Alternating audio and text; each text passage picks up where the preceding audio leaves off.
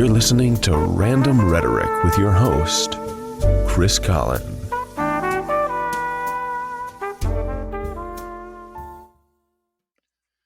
All right. If you like the voice that you heard for the intro of this podcast, then I think you're going to enjoy listening to tonight's podcast guest, as I have Jon Noto on tonight as a guest. Very talented and versatile man, actor, stand-up comedian, audiobook narrator, and tour guide, among other things. Jon, welcome and thanks for coming on to the show. Hey, thanks for having me, Chris. How you doing? I'm doing good, man. Happy holidays and Happy New Year to you. Hey, man, same to you, man. Merry Christmas, Happy New Year. Thanks. I appreciate it. First snow of the year last night. Did you guys get it bad up in North Jersey? Well, no, I don't think we had much of any snow at all. I didn't even know that it snowed anywhere else. Okay, yeah, we got it down by in Philly and South Jersey. So, and I guess below, I thought you guys got hit for sure, but I guess not. In any event, there are a lot of things that I wanted to talk to you about today. And for anyone who has an interest for getting into acting, or even if they already are acting, I wanted to talk about the bare bones reality of the industry and shed some light on what to expect based on your experience as an actor. Um, but before we get into that, I just want to go back a little bit and kind of, get a little bit background from you as far as like starting from the beginning, like I guess how you got interested in acting, like your childhood and such, and that kind of thing. Well, when I was a kid, my dad, I didn't think much of this when I was a kid, but VHS was a relatively new thing, back in the 80s. Like it was like 1979 it started, and it like, took a little while to catch on. Right. The first VHS movies were like $100 each. I think the first three were Patton, The Sound of Music, and something else. And if you ever go to an old person's house, they always have a copy of Patton because that was the first VHS that ever came out. I did not know that. Okay. Yeah. Well, no, come on. You go to your grandparents' house. They've got The Sound of Music, the two VHS combo. Okay. And no, and like my family, they just had all these VHSs, all these great movies, and I just loved watching them. They were so entertaining. It was such a great time for kids' movies. And my dad would also show me the classics. He showed me Abbott and Costello. He'd show me It's a Wonderful Life. He really got me at a young age to appreciate all those older classic things that are in black and white. And I wanted to get inside of the TV, and I wanted to do all of that stuff. I wanted to be a part of it. Okay. So from a pretty young age, was there any particular like actors or TV shows or movies in particular that kind of inspired you where you were like, it was kind of like the catalyst, you were like, that's it? Hmm. Uh, I think Abbott and Costello might be the good example. I think also Laurel and Hardy. Although I didn't watch too much of them, I just watched, and I watch this still every Thanksgiving.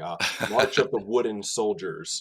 Okay. Such a great, like, just winter Christmas time movie. Even though it's only got a very light Christmas theme. Santa Claus shows up for 5 minutes, but that was something like that.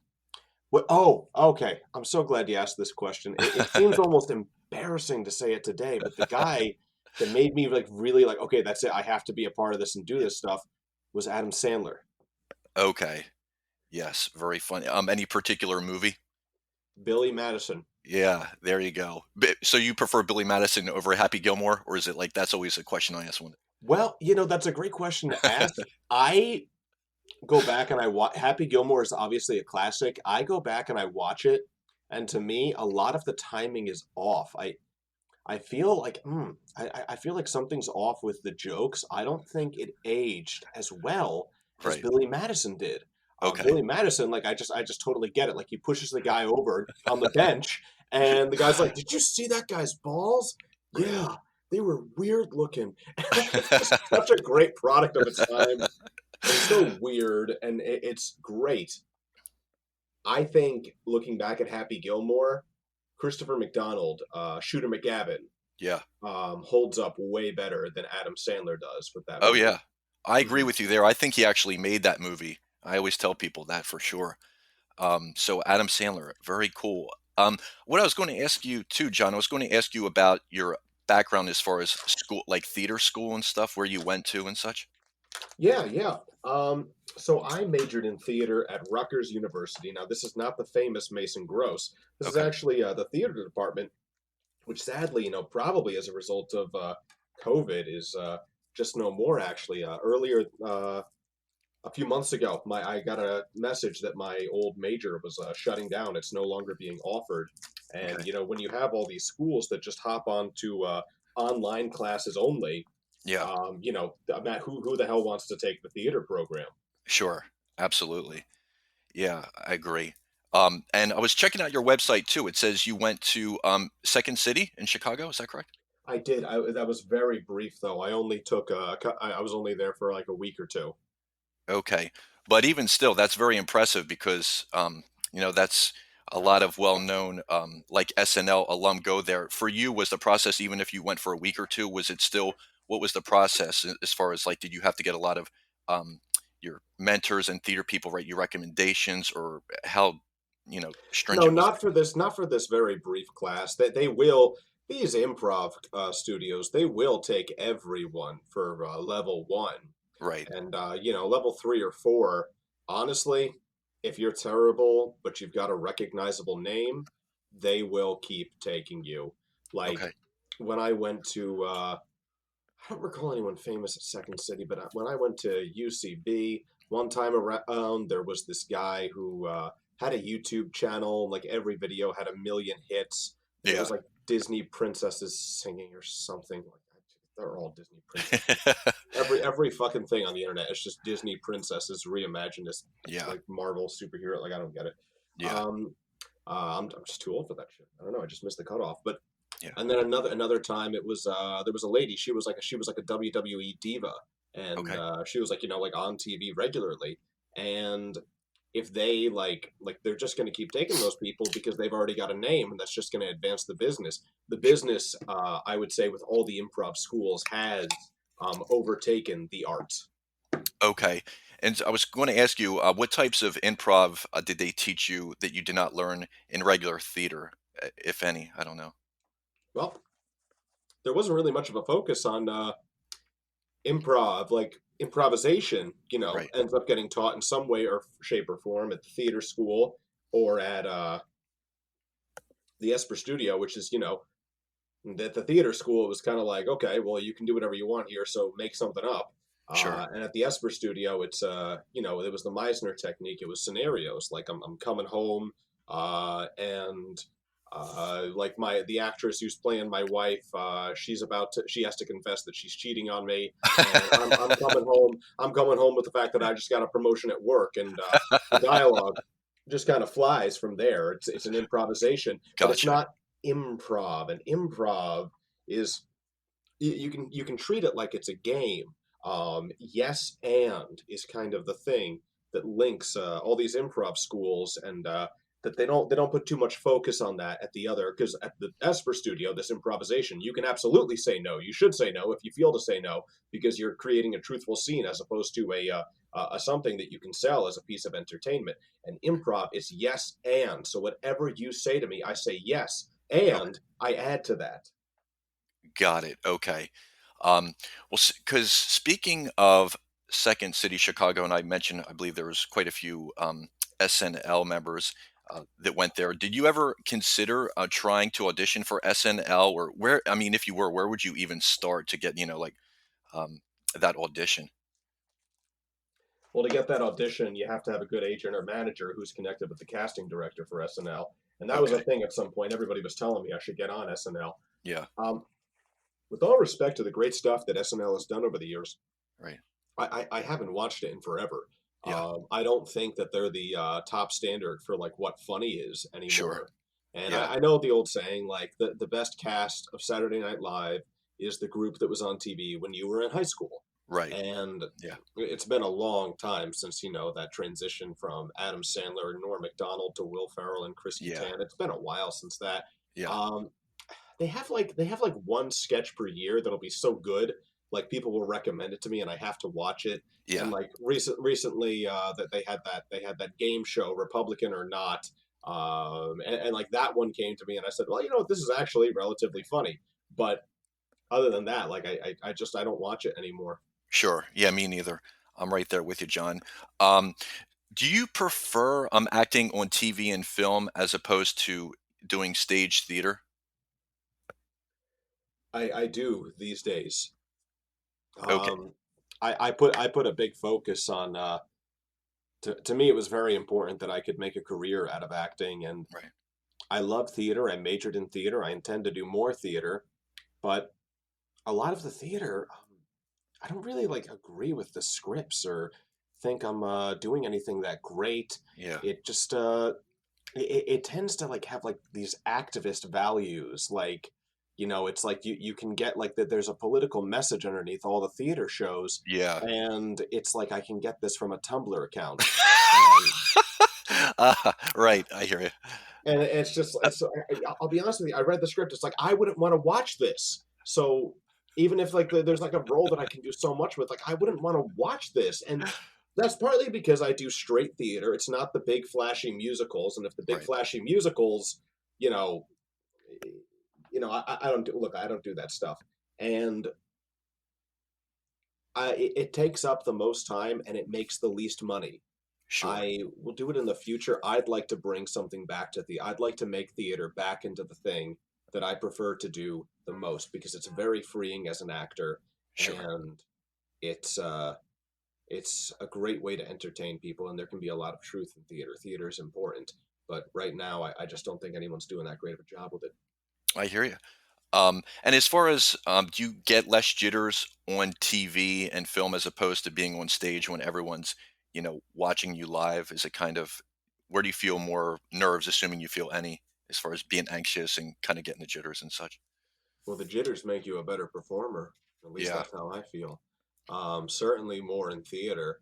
As I do TV and film, and I get on bigger and bigger and bigger sets. Right. As soon as I'm on a set that's like the biggest set I've ever been on, the first thought in my head is they're going to fire me, and that can be jittery, but it's a little bit different because I also know like, well, everybody screws up their line at some point, and Right. if I screw up my line, well, they just say cut, we do it again, um, and so that's not too nerve wracking. That's a shame because the nerves help me. Theater, Okay. the crowd, it's always going to be an intimidating thing, and you should let it be an intimidating thing. I uh, I like the idea of it's something that's intimidating that I have to stand up to and win over. It's really a beautiful thing when the audience reacts to what you're doing. Yeah. Gotcha. Um, so what I was going to ask you, so post Second City College in theater, when you went back home, how did you kind of, did you dive head in first? Like, where did you begin in terms of like, starting to act? Where's like, kind of describe your process of how you got started, I guess. Hmm. Well, I didn't go back home. Okay. I actually, I mean, home was never that far away. I was Sure. born in Central Jersey. Okay. I moved up to North Jersey. It's just way cheaper than New York City, and Sure. especially now. Oh my God, I would not want to live there today. Yeah. Um, but basically, like the first gig that I got was actually a promotional event for Comedy Central's Drunk History. And it was kind of like an overdone Times Square character, except I wasn't asking for money and I was being paid up front. Sure. And that was kind of cool. I was like, oh, Comedy Central, like that's recognizable, but it's like I'm not on Comedy Central. And Right. then I dove into it. I got all these docudramas.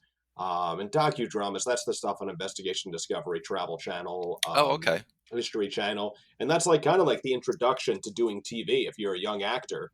And then I also got on an improv team. And that ended up not going so well. In fact, the kind of like being a part of that kind of like just made me like realize, something, improv, it was so funny when I started, Yeah. and now it just feels like it's a bunch of people like apologizing for being funny and just trying to like put out like some message, and I don't. It's not fun anymore. It's not safe.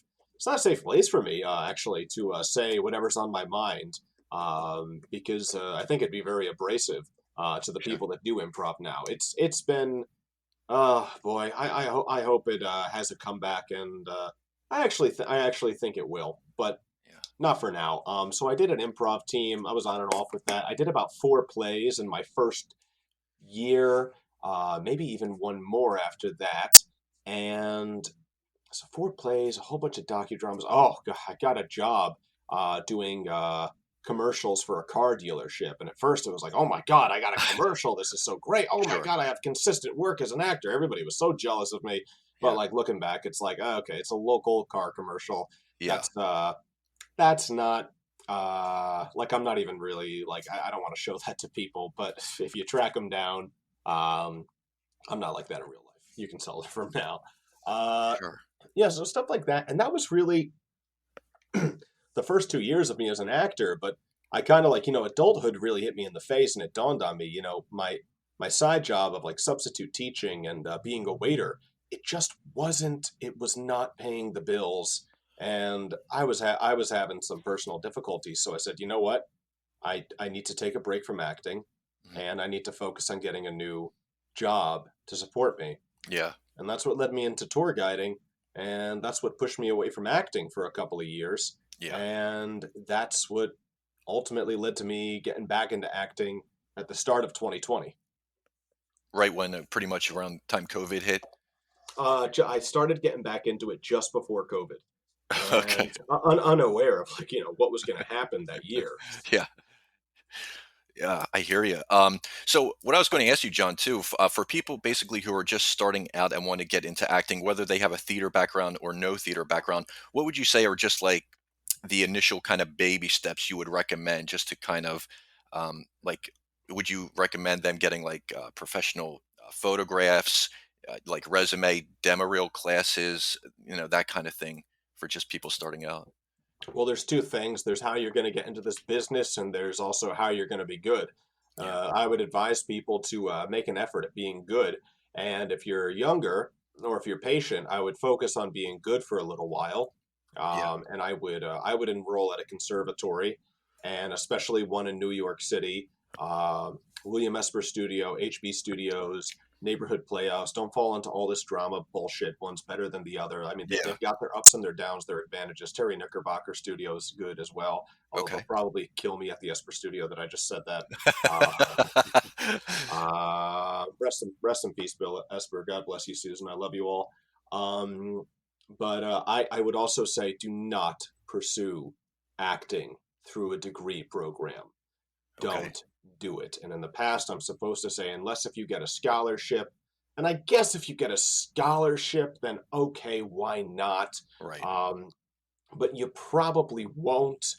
And also, the other thing is, unless if you want to teach, well, here's the deal: learn to be a good actor without getting an MFA or a BFA, and then just go teach anyway outside of a degree program. I really think that stuff is on its way out. I will never recommend to any young person to get $200,000 in debt Right. for a career that's not guaranteed to make you that much money. It's a Sure. pipe dream to make that much money. You can, but you'll probably work up a lot of debt and unhappiness along the way. Yeah. So I say to anyone who wants to be an actor, go for it, Sure. but don't get the degree. So Right. go to classes. I mentioned a bunch of really good New York City studios. If you want to be good, don't fucking go out to LA. Go to New York City. Yeah. That's where they'll teach you to be really good. And I haven't taken any of the classes out in LA, but I just know that New York actors are better than LA actors, and that's all there is to it. And I also don't buy into this crap that the fucking British are better than we are. I know that like, the industry loves giving them all of our jobs, and you can always spot a British actor playing an American role because their idea of an American accent is just to be super fucking cocky and raspy, like, "Oh, I'm an American," like Yeah. no, they're not better either. They're just easier to manipulate, which directors like.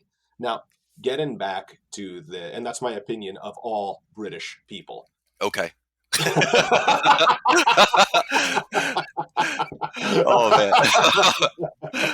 No. Listen, I really I like the British. I like them, but we're better actors. Now, I hear you. getting back to this, so you got to do some classes, Uh-huh. and yes, the headshot is the most important thing. Down the road, you need a demo reel, only to find out that they don't really look at your reel. You have to have a demo reel. This is the truth. You have to have footage. They're never going to look at it, by the way, but you Okay. have to have one. But to get one, it starts with the headshot. Yeah. Don't screw around on the headshot. You're probably going to have no idea of what a good headshot looks like, because a Right. lot of people don't even know what a good photograph is. I'm gonna plug my guy who's done all of my headshots right Sure. now. Okay. You can find him on Instagram, Soho Creative Studio. His name is Michael Cinquino. He's done all of my headshots, and that's just one example of someone who's always going to do a perfect job. And if you just go to him, well, just put your trust in this guy. He's going to succeed for you. Outside of that, you really have to talk to somebody who's a professional Right. in the industry. Just be like, so what is a good headshot? Who's a good headshot photographer? Right. And when you do these classes, you can show it to all of the other people. You can show it to your acting coach. They should be willing to do this for you. Like, hey, is this a good headshot? Do you think this guy does good headshot? No, seriously, ask that question. You have got to get an opinion from a professional. Right. And that's so important, because without the headshot, you're not getting in the room. They have to know what you fucking look like. This industry is 90% look. They've got to see the face. So don't screw around with this one. You don't have to spend $2,000. Right. That's bullshit. You don't have to spend $2,000 on a great headshot. You might have to spend 700, Okay. and perhaps you can spend less. Keep going. Gotcha. Okay. Very cool. And you mentioned real quick, because I wanted to touch upon that. You said LA versus New York. Now, from my understanding, I don't know anything about theater, but from what I've read over the years, basically, if you're serious about theater, you want to stay in New York, and versus what do they do out in LA besides just shoot the big films? I mean, they do serious theater out in LA, or is it kind of a waste? They do serious theater out in LA. I'm not going to say that everybody does a bad job out there. In Sure. fact, sometimes they have New York actors come out there Yeah. to do theater. It's just not known for its theater, and it's kind of secondary to the film and TV industry. Gotcha. Last I checked, New York City uh, does more television than LA. That was the case at least in 2016, last I checked. Okay. And I know that Robert De Niro was investing big time in bringing TV and film to New York.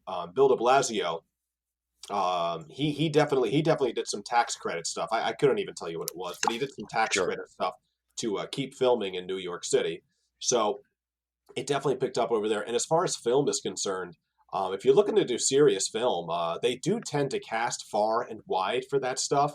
Okay. And that's actually the one thing where it's like, okay, I live in New York. The movie is being filmed in Atlanta, but like they want, like, they'll send for me, and they'll provide room and board and everything, and transportation. So that's film is a little bit different. It takes its time a little bit more. TV, you audition for it, and they're filming next week. Commercials, Right. you audition for it, they're filming this weekend. Yeah. Film, you get the script, the Yeah. auditions due about 2 weeks later, and then they're gonna film it 4 months from now. Like, that's film just moves at a much slower pace. Yeah. So you don't really have to go where the film is, especially these days with all the auditions being self-taped. You can be in New York and get cast in a film out in LA. You're right.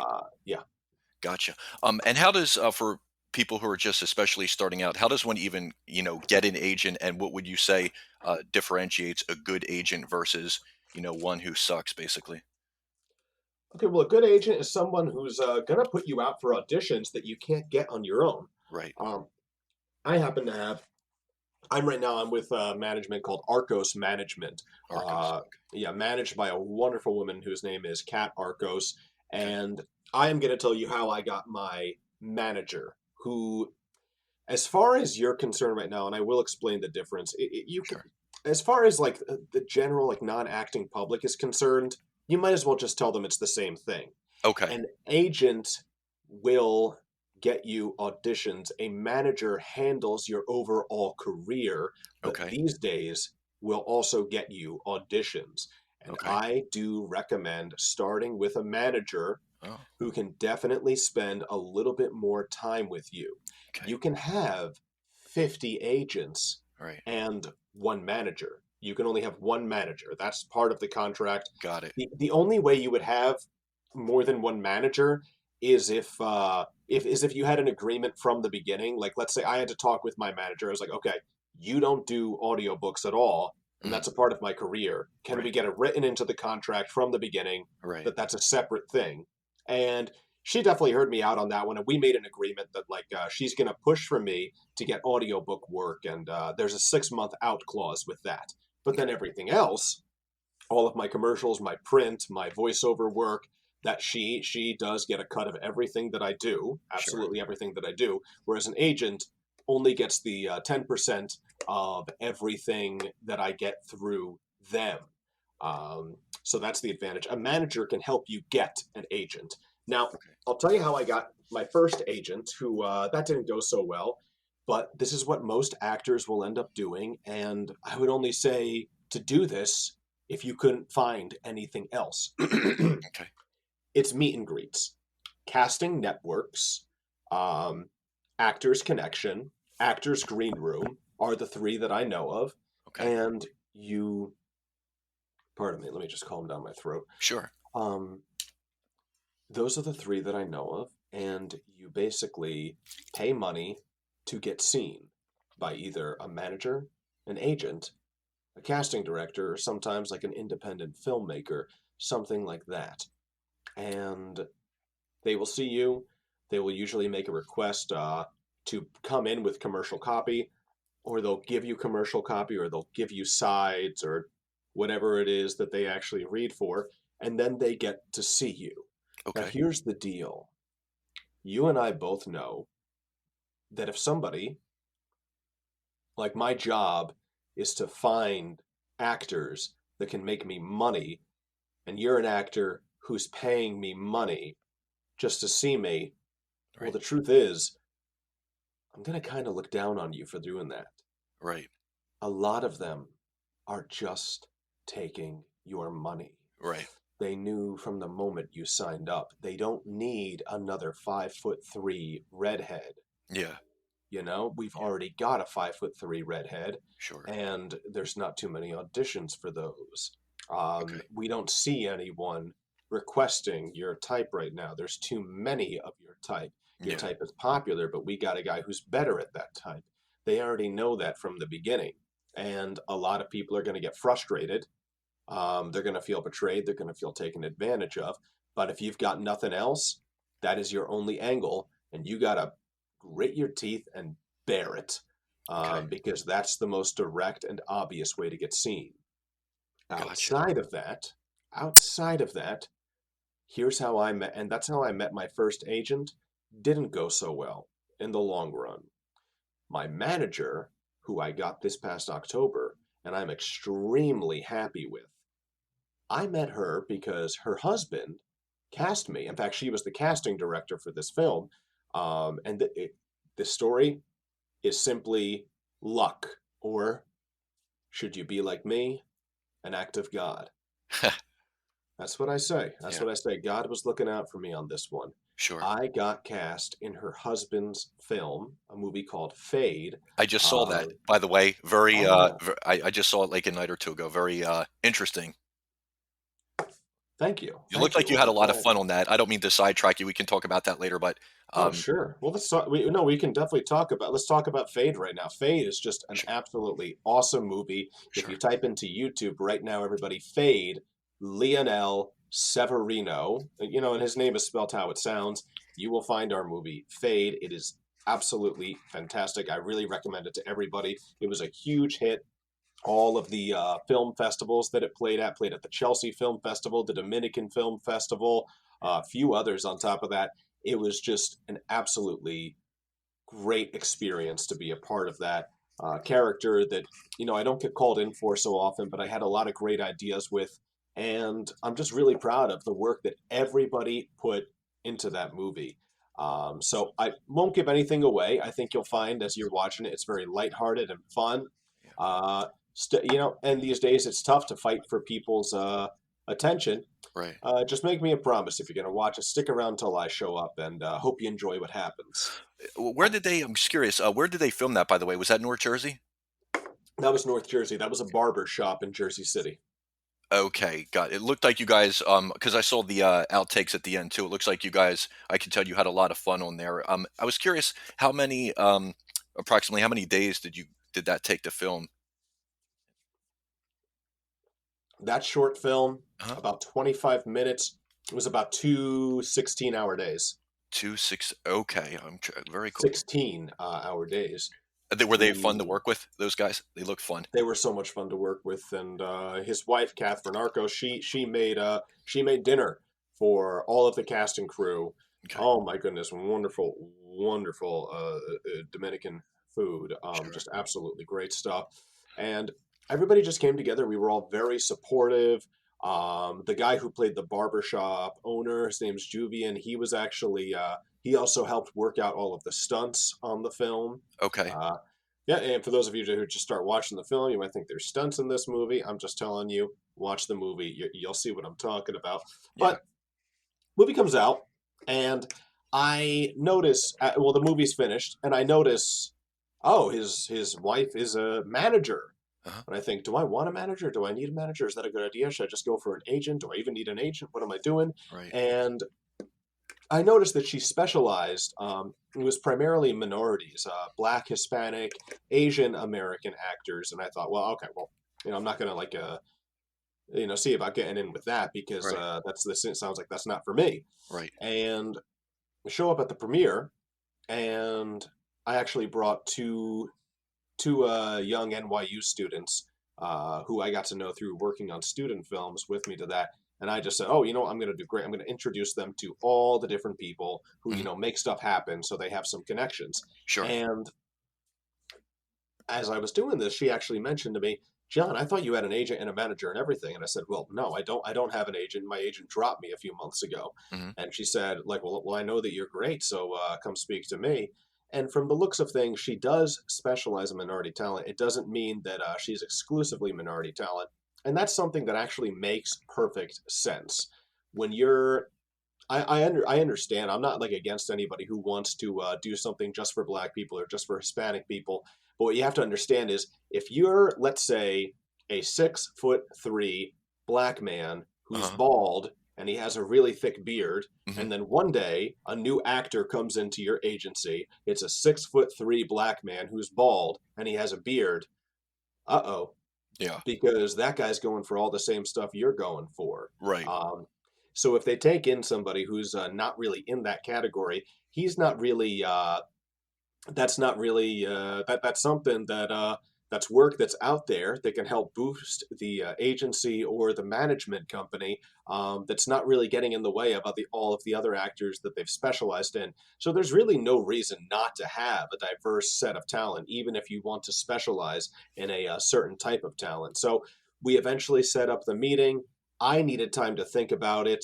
And looking back, I did not need time to think about it. Once I signed with her, it was easily one of the best decisions I ever made. She's gotten me eight auditions for. She got me an audition for a whole bunch of commercials, one of which was a national commercial, and 8 different auditions for either feature length films, network, or cable television.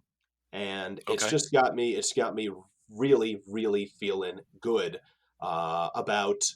Um, Taking it to the next level this year. So just to sum up everything that I said for a young actor out there, Yeah.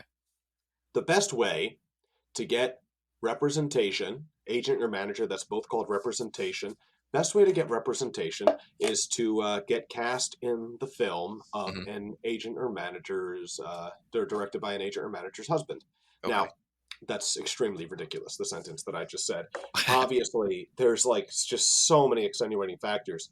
If you have any other reasonable, non-stalkerish way of like actually getting into the company of an agent or a manager and speaking to them face to face, that's the best way to get with them.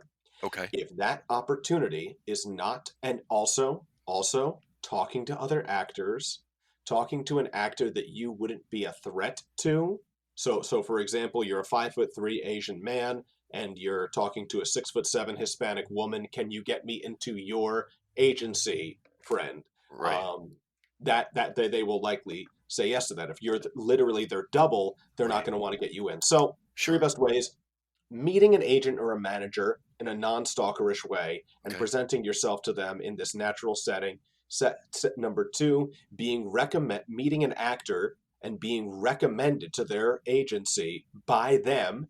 Number 3, and this is what most people are going to do, but it's probably the worst way to do it, is to simply keep on doing all these paid meet and greets which is the most obvious way. It's the worst way. It's the Yeah. most frustrating way. If Yeah. options 1 and 2 are not available, Sure. then you have to do that anyway. Got it. Okay. Thanks for recapping and re-summarizing that. I appreciate that for anyone who's listening. I was going to ask you too. So when you read for an audition, John, do you read? Because as I said, obviously I'm not familiar with acting or anything. Do you read with the director normally, or who do you actually do, or whoever does the hiring? How does that work when you go in for in the audition room with the script and everything? Well, you just said you just used some ancient dialogue right there. You Oh, just said the words audition room. oh, okay. Everything is and by the way, when we first met, when we were doing the commercial for Judge Never, Oh that yeah. was not quite extinct language just yet. Absolutely, like going back to the beginning of 2020, there was still an audition room. Okay. But with the pandemic, and this was starting to happen before the pandemic as well, everything switched to self-tape auditions. Right. And as the pandemic is like, ugh, God, whatever the hell it is right now, I don't even care anymore. It looks like I hear you. it's just, yeah, come on, we're all sick of this, people. People, it ends when you say no. Start saying no to this crap. Oh, it's all on deaf ears. But casting directors, I have often been told by casting directors, tend to be very germophobic. They hate that you want to shake their hand. They're Oh, nervous about touching your headshot and your resume and where you've been. And you know what? I think they prefer it this way. okay. Gotcha. So or were they when you say they're kind of freaky germophobic, you're talking about pre-COVID or just what Pre-COVID. pre-COVID, especially not to mention during. Okay, got it. And also, so I was going to ask you, so during the audition, in order to stay focused, what are your secrets in terms of do you try not to look at the faces or facial expressions of the people who are assessing you for the role, and how do you do that in order not to get thrown off or dissuaded or anything like that?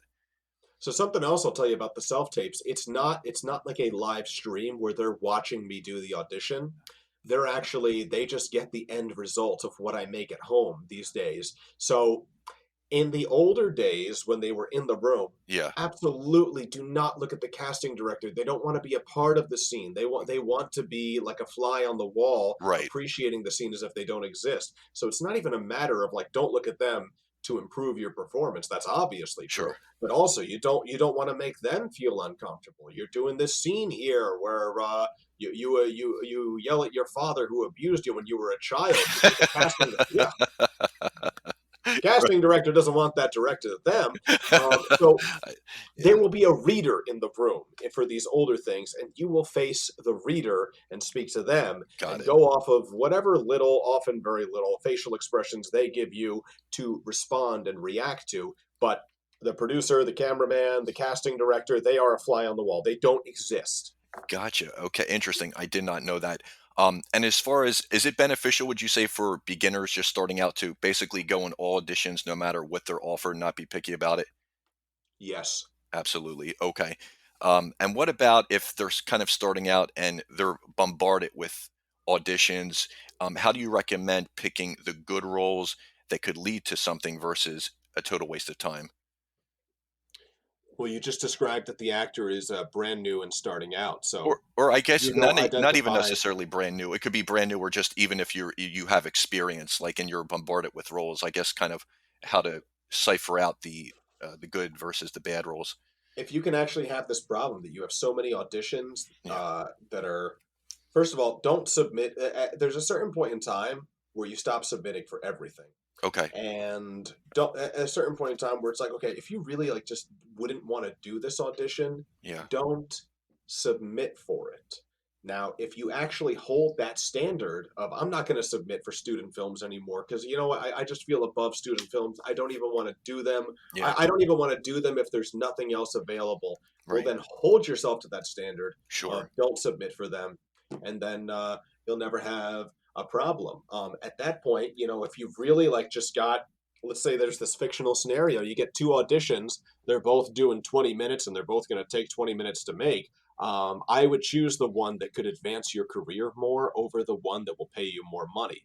And so Okay. if I had an audition for a Gillette commercial, Yeah. which would pay me $5,000, and an audition for one line on Law and Order that would pay me $1,000, you know what? The Law and Order Yeah. audition is going to take my legit acting career further than the Gillette commercial would take my commercial reel. And Interesting. that's how I would say it. Unless if I'm like really admitting, like, you know what, I really just want to be a commercial actor. That's all that I want to do. Yeah. So it is about your personal preference. And again, do all of them.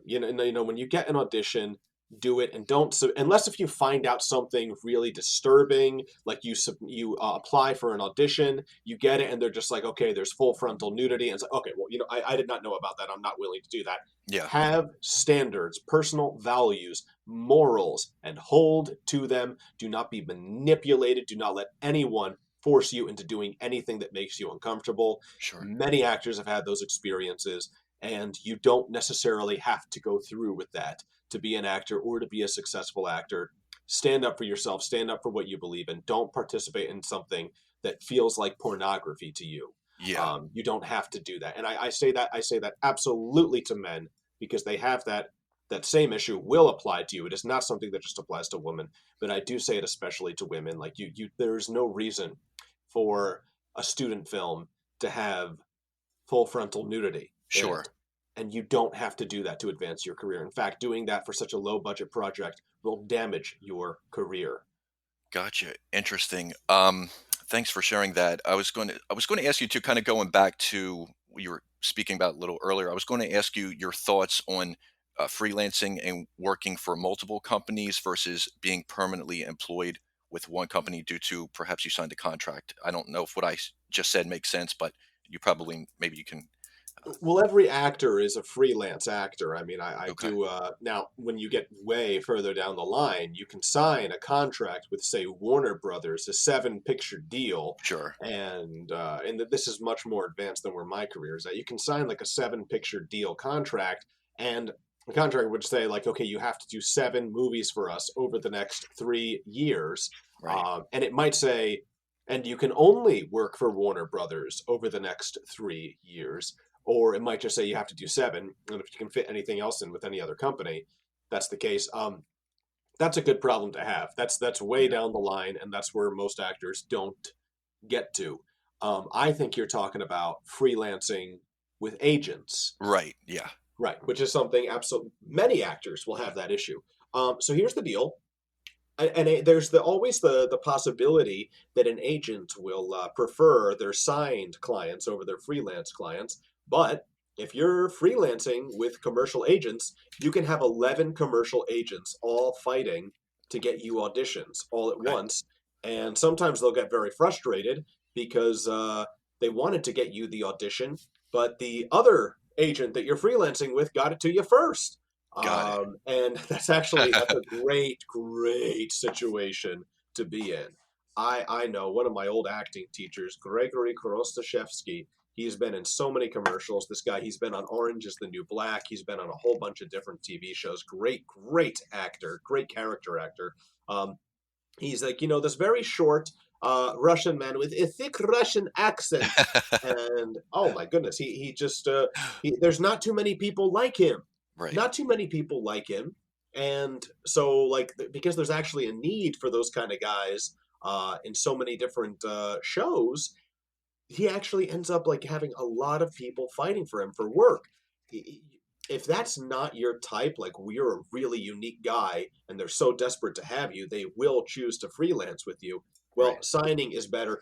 Freelancing might mean, especially in your early days as an actor, Mhm. freelancing might mean that they don't think as much of you, and they'll get you out for one audition a year. You're at the bottom of the pile. They keep forgetting that they even have you. Yeah. Or freelancing could also be the exact opposite. That they're constantly like, oh my god, get Greg K before the other agency gets to him first. Yeah. Yeah. So freelancing, it really depends on your situation, and you got to know if you're shit or if you're hot shit. Got it. Very cool. So what I was going to ask, I know you said they don't use a waiting room anymore because of the whole because of COVID, but going back, I guess pre-COVID, as far as auditions, and assuming they do go back to a waiting room, just kind of was curious about your experience with other actors who are up for the same role as you, and you're kind of waiting in the room to be called in. How do you handle that? As far as do you make small chit chat with them to kind of ease the tension, or do you keep quiet, or how do you go about it? Do everything in your power to sabotage them and throw them off, ruin their fucking life. No, I'm kidding. Uh, you know what I just said as a joke.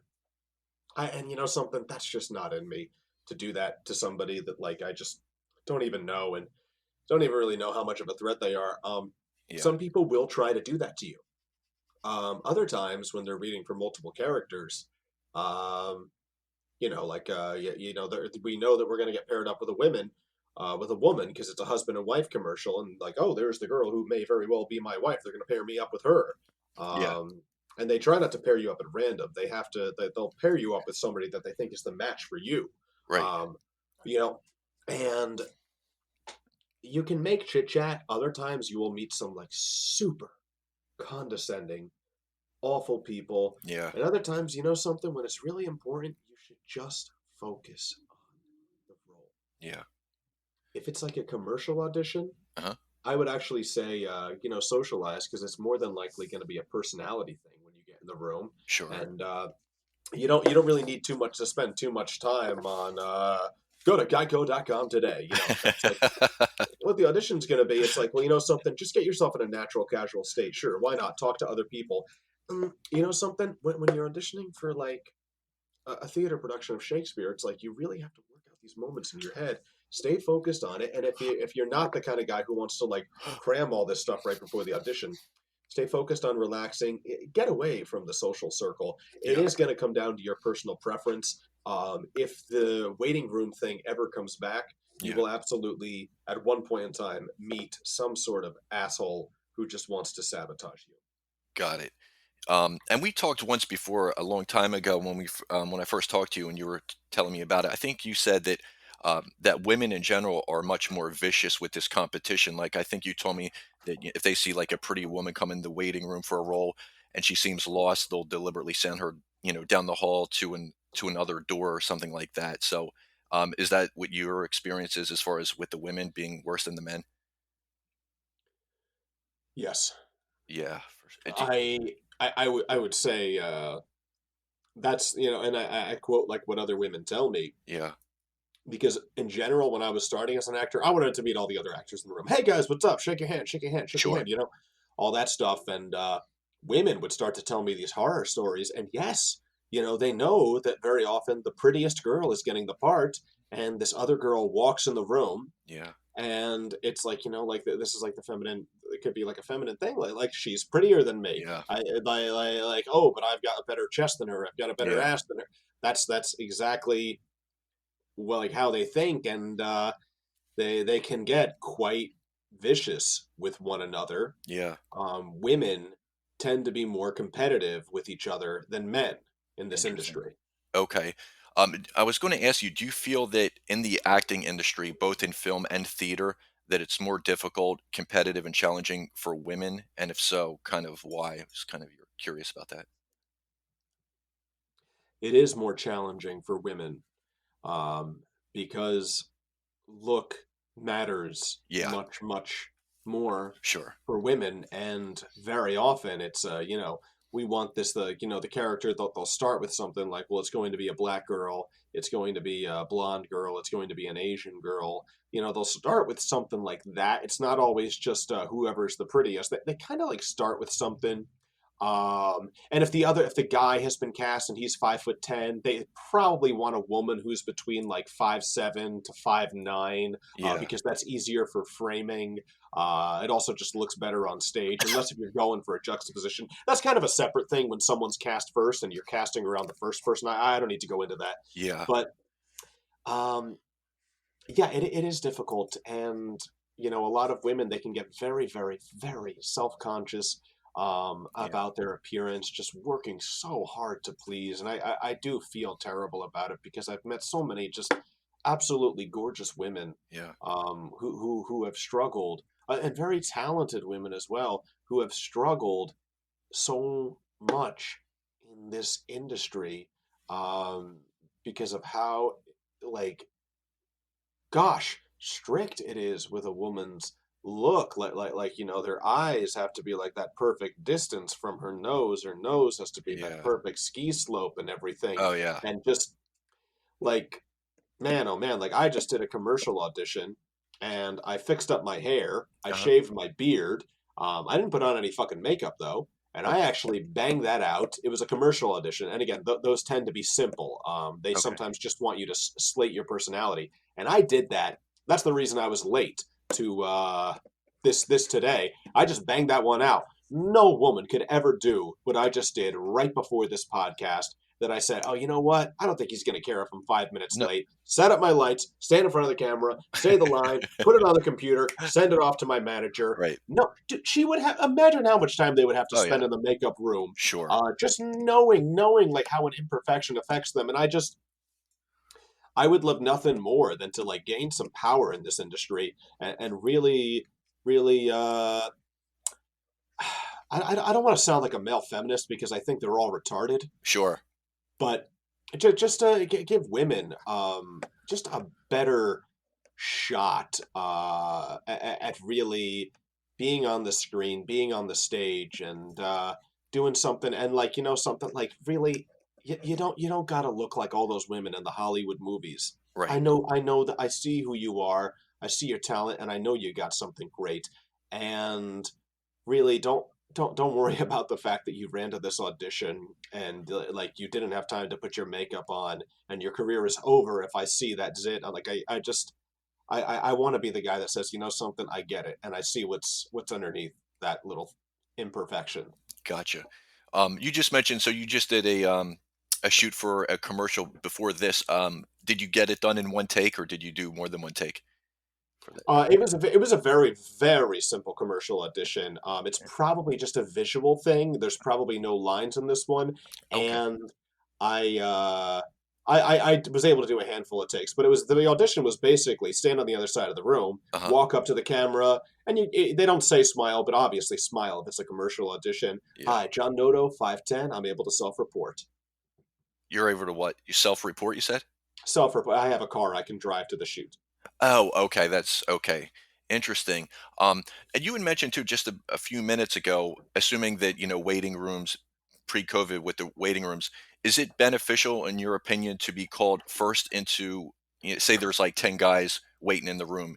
Do you prefer to be called first normally, or is it best to be called last? What's your kind of take on that? Or I assume you have no saying as far as what order you go in, but I don't know. Hmm. Well, It-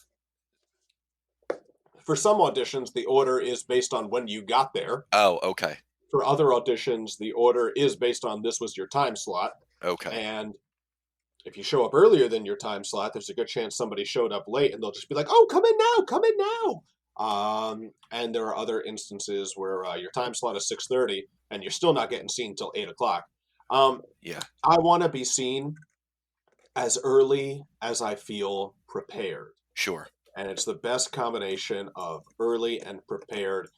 Going first feels like feels very intimidating. You Okay. just gotta, you can't do a bad job if you go first. Right. Um, Going last, that's also a real tough one right there because they've probably already made up their mind. Yeah. Something about a casting director, they've got an extremely good feeling the moment you enter the room. I once directed a play and I had to cast it myself, so I worked as a casting director. Okay. And this play was by Lanford Wilson. It's called Ukiah, and it's about a mentally handicapped boy who works on a horse farm, and his best friend Butch, who like his name is Butch, like and he is a butch male, like he is a Right. big tough guy. I cast a friend of mine, Randy Cordero, a great actor in that one. And Ukiah was the guy who played Ukiah was another friend of mine, Christian Francis Mogro. And he doesn't do much acting anymore, but he was always a very talented, cool guy to be around. And anytime an actor walked in the room, because we were auditioning for all of the different directors' projects, so Somebody else was casting for their play. Somebody else was casting for theirs. So all these different people were walking in, and they were auditioning for any one of our plays. That's how it worked. The moment somebody walked into the room, I immediately knew that could be a Butch. Yeah. That could be a Ukiah. Yeah. Oh, he is not a Ukiah. He is not a Butch. No, he just absolutely Yeah. cannot play that role. Right. And you know it the moment they walk into the room. Now, these are two very, very clear characters. It's like, you want a guy with some big arms for Butch, and you Sure. want somebody who's kind of cute, Yeah. for Ukiah. Right. Somebody who has an air of innocence about them, and somebody who is preferably smaller. Like, of course, somebody who is smaller than Butch. So once you've chosen the Butch, if your Butch is 6'8", you could have a 6-foot Ukiah, Right. just because he'll look smaller. But if Sure. the best guy for Butch is actually only 5'10", well, you got to get like a 5'3" Ukiah then, Sure. just for staging and everything, just to make it look right.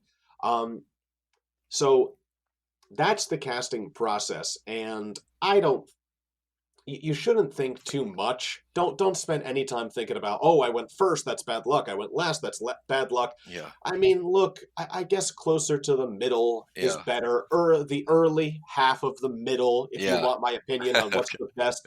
But at the end of the day, it's really about your performance, Sure. and that's after it's really about your look, okay? Yeah. As I just said, like, you can knock them dead, but like, okay, dude, your biceps are skinnier than my wrist. That was a great performance, but like the guy that was in here before you, he looks like a battle tank drill sergeant. I'm taking him, even if you're a better actor. I can't take you seriously in this Right. role. You're not playing a guy named Butch, unless if it's like an ironic thing that he's named Butch. I hear you. So, do you prefer doing in-person roles, assuming that you can do that, COVID wasn't around, versus doing takes at home where you can redo them as much as possible, which is, I guess, kind of nice. Which do you prefer? I guess each one has their pros and cons, but ultimately, if you had to pick one, assuming going forward, that kind of thing. The pro of doing it in person is that you get immediate feedback and you can Yeah. get a really great feeling. Sure. The con of today is that, like, it's like, shit, I send it out there and it's like, I won't even know. Like, I did what I thought was my best, Right. but I don't even know if they looked at it and said, oh, okay, I like him. I don't really like his look, but I like him. I'll call him in for something else. Yeah. Or if they looked at it and just said, like, ugh, the worst thing I've ever seen, which, horrifying as it is to hear that in the casting room, you can benefit from hearing that. Or become damaged for the rest of your life if Yeah. that's your personal choice. But okay, so that there's the lack of feedback. Yeah. You get feedback in the form of how they look at you at the end of the audition. Okay. No matter what, even if they don't want to say that was good, that was bad, you'll get feedback in the tone of their voice, which you don't need the feedback. I mean, once you get the role, you got the role. Yeah. But then the other thing is like, oh my God, did they even look at mine? It's like, I don't even know. I send these off, Yeah. and I can argue with my manager that I need feedback for this. Please contact the casting director for me Sure. and ask them. I know I didn't cast. Ask them what, something. Your manager will do that if you ask her to do it. Okay. Don't fucking do that for every audition. Sure. That's a rare favor, and it better be. Don't even think about doing that unless if it was a bigger role that you Right. got the call back for. Right. And that's where they want to see you a second time. If you get the call back for something Yeah. and you still don't get it, and this meant a lot to you, then that is the only instance where you can even consider asking your manager to ask for feedback. Yeah. But even then, don't fucking ask your manager to ask for feedback. Yeah. Okay, so I prefer today because I know all the technical stuff. I have all of the lighting equipment. I have all of the audio equipment. I know how to produce an audition that is well within what the like casting director requires in terms of seeing it and everything. And also, it is nice to actually be able to do multiple takes, because sometimes you can make a whoopsie, and it's like, oh God, Yeah. that was the only shot that I had, and I was holding the script upside down, and I have this stupid awkward moment where I'm fumbling to flip the script around if I'm not a character. Yeah. Well, you know what? I have all the time in the world. Another downside, they used to call in like 8 or 9 people for Yeah, a role. Now they're probably calling in like a role where they would have called in 10 people. They're probably calling in 50 people right now. gotcha. I Yeah, hear you.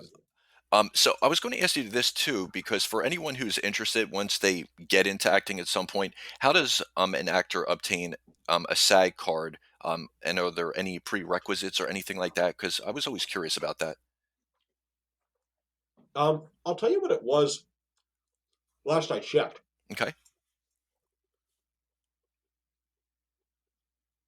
Pardon me. It's you gotta get cast in 3 SAG projects, Okay. and then you can join the union. Okay. And if you get cast in a fourth, I believe you must join the union. And that's that number. Last I checked was either 3 you can, 4 you must, or it's 2 you can, 3 you must. Okay. Um, but I think 3 is really the magic number. And they will, if you have representation and you're not in the union, Right. they will see you for SAG projects. And every time you do one, you get a SAG voucher. And a SAG voucher is how, once you get 3 of them, you join the union. And what that basically means is from there on out, you can only do SAG projects. And yeah, You can only do SAG. Okay. Interesting. Um, Very cool. Thanks for answering. I was just curious about that because I looked it up online, but I kind of wanted to hear your take on it. So, what I was going to ask you next is interesting because I wanted to know if you think that social media has made things easier or more difficult for actors and actresses to find work and get work. it will make things easier for you if you know how to use that stuff and know how to hustle with that. And most Sure. importantly, if you know how to create your own content. Okay. Um, the fact that I can actually just throw something together with my phone and my friends, and if it's really funny or it just goes viral, I can get 10 million views. Yeah. I've got some power there to get seen and Right. to become desirable and show off my talent, power that no actor has had in years before. Right. If you don't know how to use that stuff, um, it's probably not going to help you at all, and it's probably going to get in your way. That a lot of projects these days, they'll even say in the audition, "We want someone with a social media following," Yeah. and I've got no social media following. Right. I'm actually more in the category of I'm not very good at using that stuff, and I intend to change that this year. Put out some content, just become a more regular face. But it's a great way to constantly put stuff out and have something available for somebody to go see you Yeah. and realize, oh, I'd love to put John in this project. Yeah. It helps you if you know how to use it. So then with like Instagram and Instagram models and such, I read an article that said studios are looking for actors that are basically like insta famous. And when they ask actors for their credits, they're not necessarily talking about roles, but followers on social media, assuming the more followers someone has, more people will see the movie or whatever it is. And I also heard somebody say, this was a while back, that a lot of agents or acting studios will not even look at someone in terms of audition unless they have like, I forget what it was, like tens of thousands of followers. I forget the exact number. So I kind of, I don't know if you answered this in your previous answer, but what are your kind of thoughts on that? And do you think that that's going to be like more commonplace moving forward and kind of superseding regular auditions and such? Well, honestly, now that I'm thinking about it, Instagram fought like it used to be like look over talent. Yeah. Instagram followers is the new look. It's Yeah. Instagram followers over talent. Yeah. Um, Right. and I don't like that. It intimidates me because I'm not very good at building a social media following. Yeah. There's a very good chance that if I want to really be successful in this industry, I'm going to have to overcome this weakness of mine. Um, or something that's currently untapped strength is what I'll call it. Why not be positive? Sure. Um, but that's just how the industry goes. And you know something, because I don't look like Brad Pitt, and I also don't look like uh, Robert De Niro, who's very Italian looking, and that's very specific. And I Right. look kind of Italian looking, Uh-huh. and that's not so specific. I actually might have more power trying to develop a social media following than I do just going off of my look. Because remember, both of those things end up going above talent. So as far as like an agent, they don't even want to look at you unless if you have a social media following. Yeah. That's not full. That will likely be a much bigger thing moving forward, and it's Yeah. something for every young actor to keep in mind. Don't bother getting into this industry unless if you have the intention to make your own content, and Right. that is the first thing to anyone who wants to get into this industry. You have got to simultaneously be developing your skills to make your own content. It needs to sound good and it needs to be visible. You can just use your phone if you know how to make everything visible and if you know how to make the sound good. And you've got to learn those skills. It is a completely separate thing of your acting talent. You've also got to be a filmmaker, some sort of filmmaker. You know what? I got so passionate right there. I forgot what your question was. Please repeat it. Oh, yeah, that's okay. Just kind of, I guess, do you think that, when they look at the Instagram for people who say have maybe really good looking, have 1 million followers, but zero acting experience, do you think that that not only takes something away from the art of acting with a more superficial take on a person's appearance, who probably can't act for shit, but not only that, and does it kind of piss you off in the sense like it just does a great disservice for people who spent, many years honing their craft it's and they're really passionate about that. I mean, does that kind of irk you at all, or you just kind of let it go? You know? It's not the first disservice to people that are talented but Right. don't have a good look. It's Sure. not the first thing to be a Sure. disservice to them, and it's not the last. It's just yet another thing. And you know something, you actually still have a little bit more power going down this route, because you can create a social media following. You probably can't change your face all that much or your Sure. height all that much. Right. Um, no, no, don't let that anger you. Don't let that anger. A lot of Sure. people even pay for their followers. Listen, if you want 1 million followers, go get 1 million followers. I'm Right. serious. Like, Yeah. just start making stuff. Look at what's popular. Learn how to be funny. You know what was a really funny thing for a while was that app Vine, and the reason why it was so funny to watch those videos is because they forced you to make a 7-second video, and it was almost impossible at 7 seconds to fuck up the comedic timing. Yeah. It's like shit, like that is as quick as can be. Like, how do you screw up the comedic timing when you've only got 7 seconds? That worked great for so many people. So Right. many people who like weren't that funny, like learned how to be funny by doing that. People who would have made like a 40-second video where it's long after the point. Right. That's also why TikTok is so popular. TikTok is the orgasm of YouTube. You watch a YouTube video, Yeah. and basically what I've turned this into is I'm giving people advice from an extremely unsuccessful social media person Sure. on how to be successful with social media because it does matter these days. Yeah. Don't let it be a disservice to you. Sure. Let it turn it into your advantage. Sure. Now, you watch a YouTube video and it's me and the boys going skydiving. It's gonna be the guy in the car. It's like, yo, what's up, guys? Driving right now to the place. We're about to go skydiving. All right, so we just pulled up at the place. We gotta watch this safety video. Yo, check out this safety video, man. Check out this dude's beard. Yo, that's so funny, man. All right, man. So we're like getting in that airplane right now, man. Okay, cool, guys. We are up in the air, man. So, pilot says we'll be jumping in about like another 30 minutes. Just hang tight. We'll be jumping. All right, guys. Like, like one of my boys just jumped. We're jumping out next. I don't know, man. Like, I'm ready for it. Oh my God, I just want to see the fucking jump. Right. That's all you really wanted to see. And you Right. go through the comment section, where is the jump? And you find that comment that shows you where the jump is, and then you click that, and it's like 10 seconds of this 20-minute video, and they actually think you give a shit about seeing like the 10 minutes afterward you folding up the fucking parachute. Like, I don't want to see you folding up the parachute. You go on a you go Oh. on a TikTok video, it's just the orgasm. It's just Right. like some generic music that's very catchy, and Yeah. it's just the moment where the guy falls out of the plane. Yeah. Oh, that Wham was bam, thank you, ma'am. That's all I wanted. right. That was good. I hear you. So, as far as I'm going to end this note as far as just with acting, I guess with acting, if there are one or two main things that you would say are key for people to have success in acting, starting out fresh or not, what do you think they'd be? Assuming you haven't touched on it already, which you may have. I just I'm sorry, could you repeat that question? Sure. I said, so with acting, if there are like one or two main things or key points that you would say are crucial for people to have success in acting, even though, of course, nothing's guaranteed, um, whether they're starting out fresh or not, what would you say those one or two main uh, pieces of advice would be for actors for success? Well, you know, for success, I do think we've covered that. Yeah, The basics of you've got to find representation sure. if you want to be seen for bigger projects, and if you don't have that representation and you're just starting out, you got to go for every audition that you can Yeah, possibly get. Every student films are a great way to start. yeah, Um, so find representation. I yeah. told you the three ways to find Oh, that's representation, right. You did. You did. I and make your own content.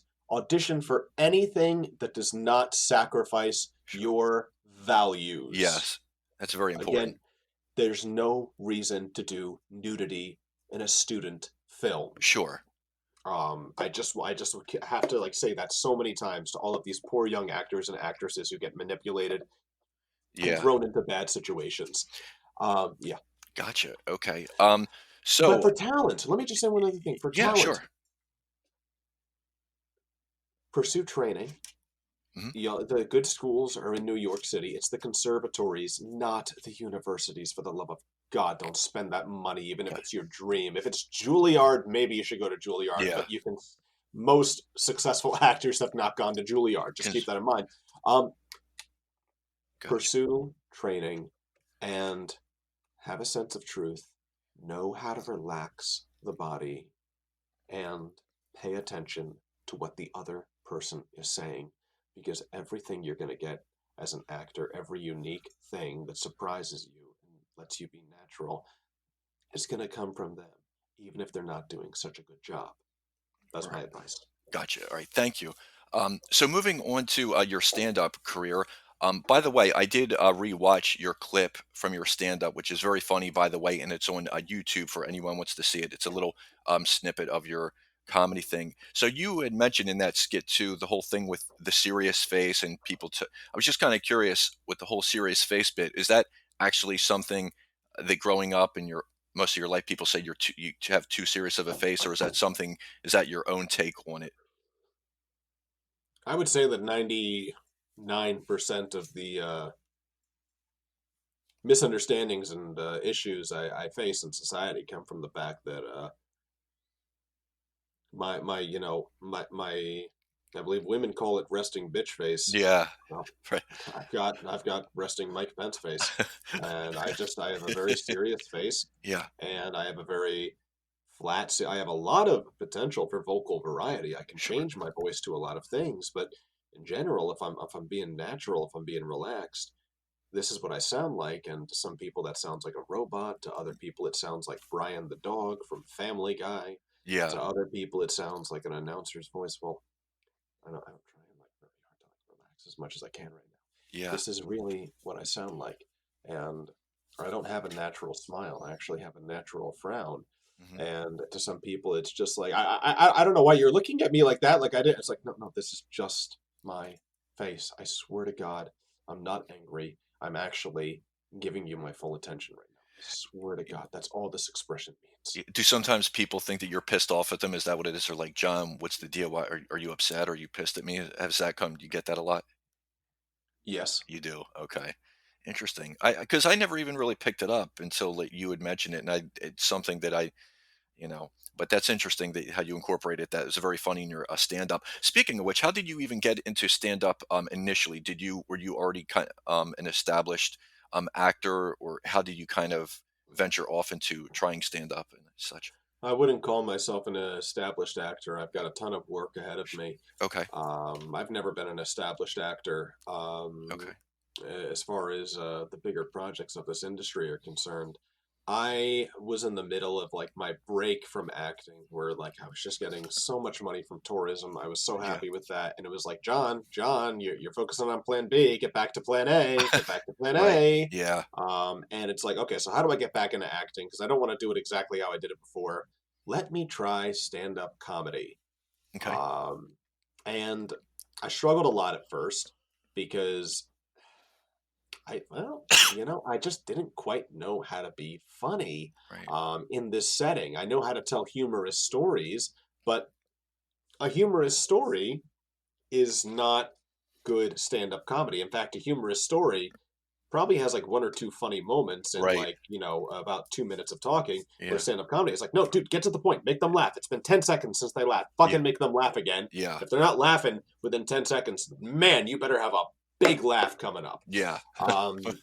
Get to the point, know what the punch line is, and hit that punch line. And for me, like my way of discovering it, it's actually how you approach emotional preparation for acting. It's not about what has happened, it's about what can happen. I see. So it's you can take from your real life, absolutely, because that's where the truth is, but don't do exactly real life. Okay? Right. I'll give you an example. When I was a kid, I was a counselor, and this is the whole story, the absolute truth. When I was a kid, I was a counselor in training for a summer camp program, and I could become a counselor next year, but this year I was a counselor in training. And at the end of the day, all the counselor in training people, they would wait for the parents to show up and then drive us home. And for whatever reason, one day I was the last kid left. My parents were just like showing up a little bit late. And I should mention that this camp is 1 block away from my church that my family would go to, the Catholic church that my family would go to every single Sunday. Okay. And so naturally, the people who, the priests, the nuns, and everybody who works at the church, they would go to the park because there's a park right there. Of course they would. And I just saw emerging from the bushes my priest. And my priest, this gentleman was Indian. I had an Indian priest with an Indian accent growing up. That's the absolute truth. And he looked at me, just sitting there by myself, and he said, "Are you waiting for someone? Waiting for a ride?" And that does not sound Indian, but that's actually exactly what he sounded like. That's Right. just the best impression I can do. And with everything people say about Catholic priests, that was like really, that was kind of like, what's going on here? And I was just kind of like, yeah, my mom's coming. My mom's coming. And he just didn't respond and just walked off into the woods. Now, you laughed at that. There was certainly a funny moment in the end there. Yeah. But look at all that buildup, man. I have to explain I'm a counselor in training. I'm waiting for the parents to show up. The church was 1 block away. Okay, everybody knows what a church looks like. What if I just said this happened at the end of Mass one day? Right. One day at the end of Catholic Mass, I was away from my mom and he came right up to me. And if you can just get it to that, that's not what did happen. That's what could have happened in that scenario. And so, yes, I did change it. I changed it to get closer to the joke. And if I wanted it to be closer to the truth, I gotta have a whole, for all that build up. I was a counselor in training. Church is 1 block away. Da, da, da, da. I have to, okay, well, we need to spend a lot of time at this counselor and training program that I actually don't have many other jokes to pull from that. Right. So if it's just this one thing, all right, just say that it happened at the fucking church. Okay. Get so basically, so that thing on YouTube, was that your very first stand-up bit, or was that That was towards the end of my first year of doing it, which was towards the end of 2019. I had started in late 2018 with stand-up comedy, and I was doing it all throughout the year of 2019. And then, 2020, stand-up comedy just became a thing that nobody was doing. Yeah. I have not made my return to stand-up comedy post-pandemic. Yeah. I actually put a lot of focus on the other commercial auditions, which was the most successful for me this past year. I intend to make my return to stand-up comedy however I can find to do that this year. Gotcha. So despite doing improv and theater and being used to being on stage, did you still get crazy nervous your first time walking out on the stage doing stand-up, or even any time like your last time doing stand-up? Is it kind of a different feeling than right before the curtain goes up, or is it like, I'm just kind of, I imagine it would be kind of nerve-wracking for me anyway. So I just kind of wanted to get your take on that, how you dealt with the nerves and stuff. Yeah, the first time I had nerves, nerves got a little bit less shot as time went on, Yeah. but absolutely, because sometimes I have that joke that always gets the laugh, and that joke doesn't get the laugh. And you've experienced that where that joke didn't get the laugh? Oh yeah. And well, how do you just kind of let it roll, just right off your chest and keep going, or is it like in the back of your head? Are you thinking to yourself like, "Ah, fuck," or I'm thinking, oh fuck, they're not laughing. Yeah, They might think that I'm kind of lame. right. A lot of the upcoming material is similar to that joke. And if they didn't laugh at that one, they're not going to laugh at the other ones. I'm Yeah, doing something wrong. I'm trapped up here. All I've got is the limited material that I have, and I've got nowhere to go. yeah, And I don't want to say it's the most horrifying thing in the world, but when you're in that situation where it's like, shit, you know what? I'm not fucking funny tonight. And all I can do up here is these people stare at me is be funny. right, Um, it's like, well, don't push harder right. because that'll make it worse, and they can see your fear. Yeah, It just you can keep calm down, keep calm, and carry on, and deal with the fact that a lot of people might be disappointed in you tonight because you just weren't funny. yeah. Because what I was going to ask you in terms of that, as far as the key of not being distracted, when you go on stage, do you deliberately try not to look at the audience, their faces or their facial expressions in You order to, have to look at them. you have to. Yeah, You can't. Nobody wants to see you unless if it's part. You see, I kind of had that little thing in the beginning, but yeah, I absolutely look at them, and looking at them was never difficult for me because I've done Shakespeare that's sure. direct to the audience, so that Yeah, that gave me experience. I don't find difficulty with looking at them, but don't ever if it's stand up comedy, if it's a performance, a direct address, you directly address them. sure. You look into the camera when you're a newscaster. You look into the camera when you're doing. You look into the audience when you do stand up comedy. You look at them and you feed off of them, including when what they feed you is "I hate you and I think that you're worthless." Right, You must look at them. Don't even bother it if you're somebody that has to stare at the ground. Now, some people have some sort of character thing where they're playing the part of like a loser, a bum, or something. Well, you can work that in that you got to stare at the ground for this line or something. If like you're portraying yourself as like the most awkward moment of your life as part of your stand up, but in general, you gotta look at them for at some point, and that some point is like most of the performance, I would say. yeah. And posts, so after you leave stage, do you have like not a manager, but whoever, I don't know what the correct word is, maybe whoever owns the venue, do they give you like kind of feedback like, John, you killed it, or John, you did this wrong, or do you just kind of figure it out later after you leave the stage if you screwed up? Oh, I know if I screwed up. Okay. Yeah. Because stand-up comedy is it's in a way it's a lot different than the casting room because casting director might give you absolutely nothing in the room and then cast you. They might tell you that was amazing and then not cast you. Right. Stand-up comedy, you fucking know how you did. Yeah. You know if they laughed or not, man.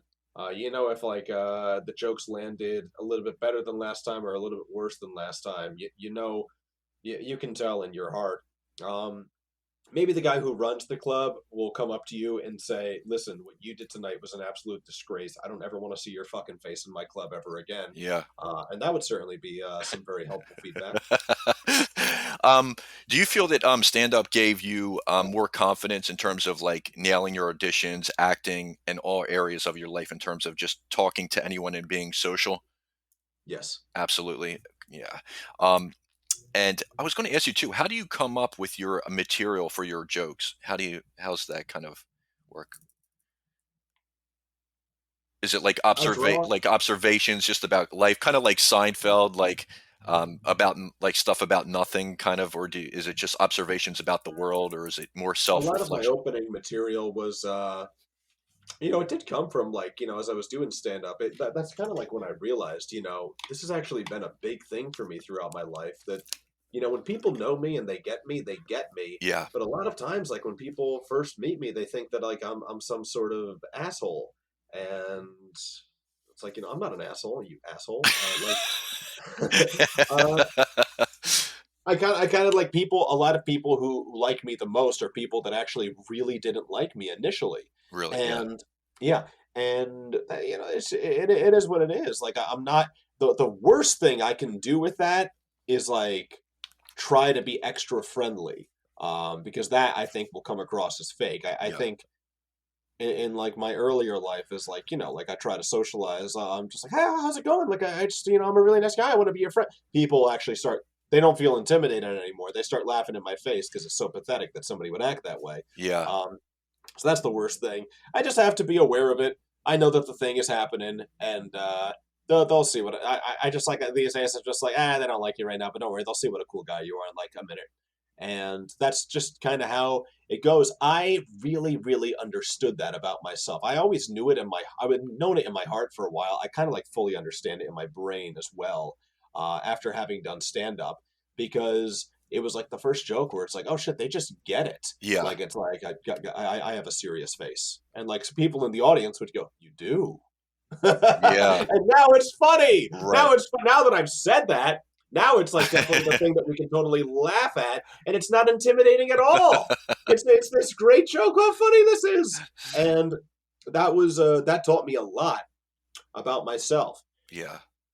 Got it. I was going to ask you, is it easier to follow a comedian who just bombed right before you go out, or someone who just was hilarious right before you go out on stage? What do you think's easier? It's easier to follow somebody who's like if I'm gonna do better than they are. Well, what a terrible thing to say. It's certainly, it's intimidating if they got all the laughs in the world. Yeah. They're all set and ready for like another funny person.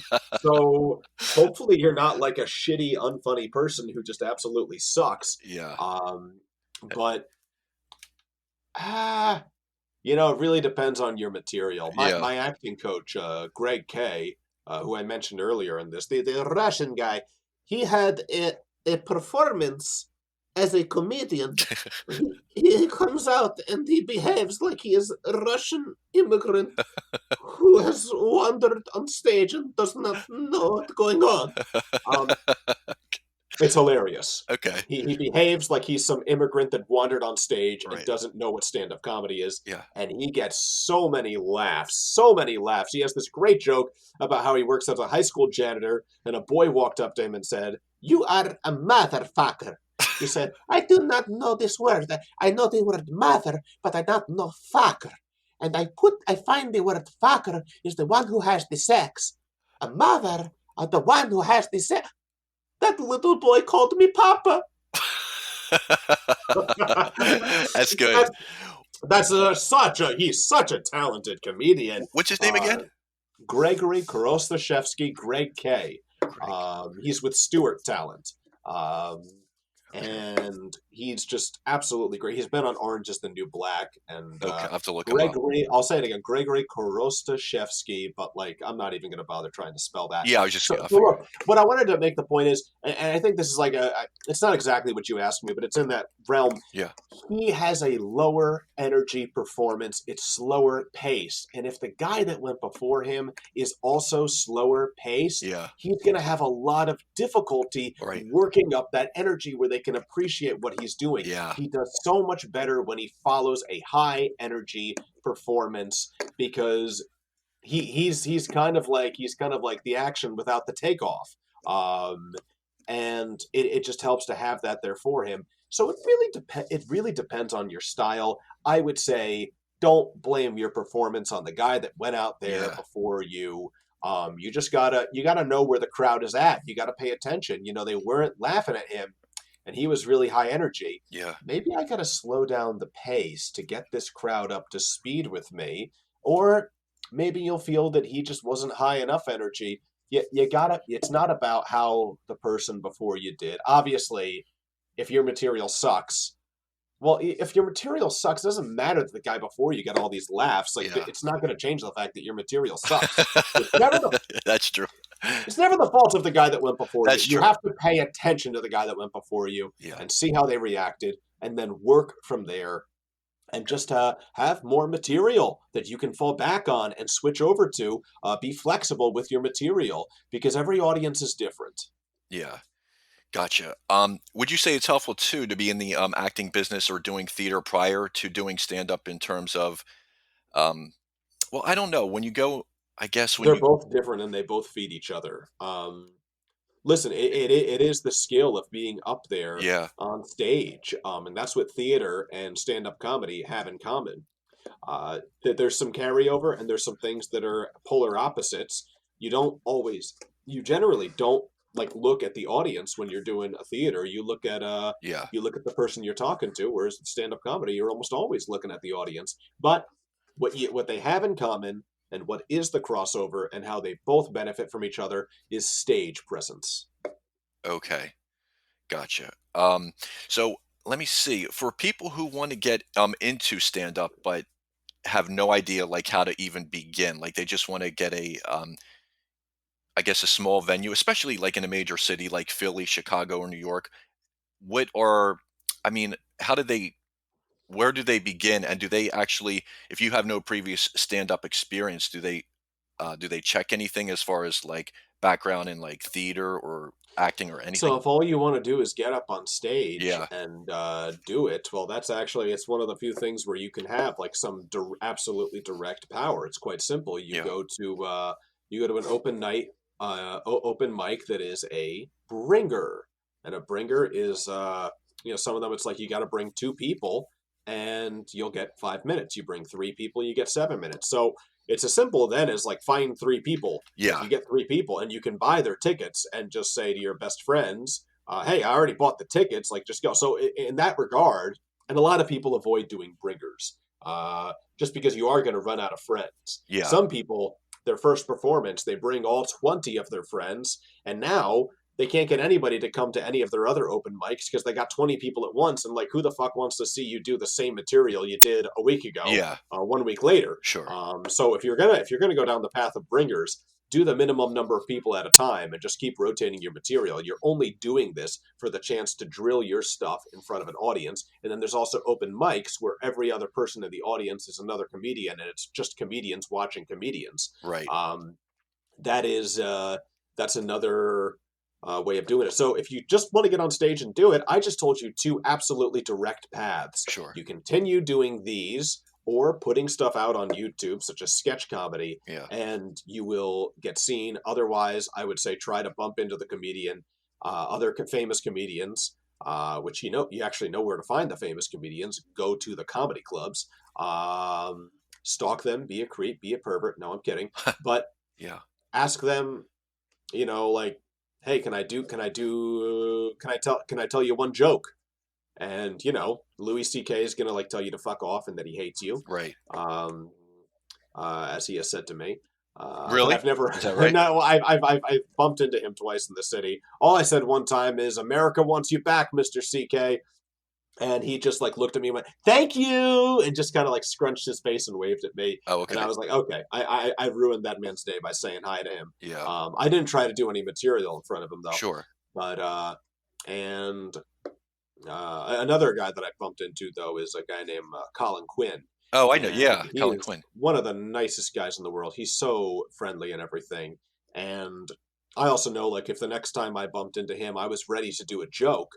Um, I know he would say, "Sure, sure, yeah, I got time for one joke. Let me hear one joke."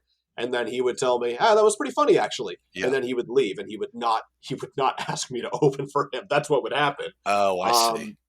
But you just keep on getting seen by them. They're in this industry. There's some people say, I think Dallas Travers invented this one, the law of seven. You got to get seen by somebody 7 times before they just know who you are and you're in their head. Right. And eventually, somewhere down the road, there's going to be an opportunity.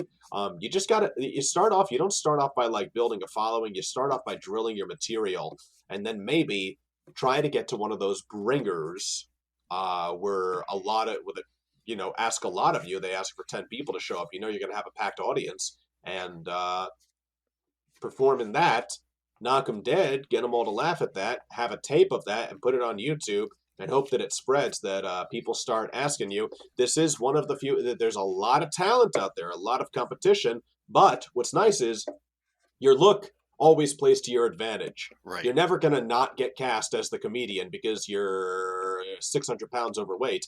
You're a successful comedian because you're a guy who's 600 pounds overweight. You know what I'm saying? Yeah. If you're working from the truth and what's funny and who you are. This is one where like it's the talent that comes through, not the look. Absolutely. So it's would you say it's pretty important to have self-depreciating humor and to be able to poke fun at yourself is crucial. Yes, Absolutely. because it's very rare that we love the it's a very important thing with comedy is status. And I'm going to recommend a book to any young actor out there, Impro. Impro is a book that's all about status, and the changing of status is where a lot of humor comes from.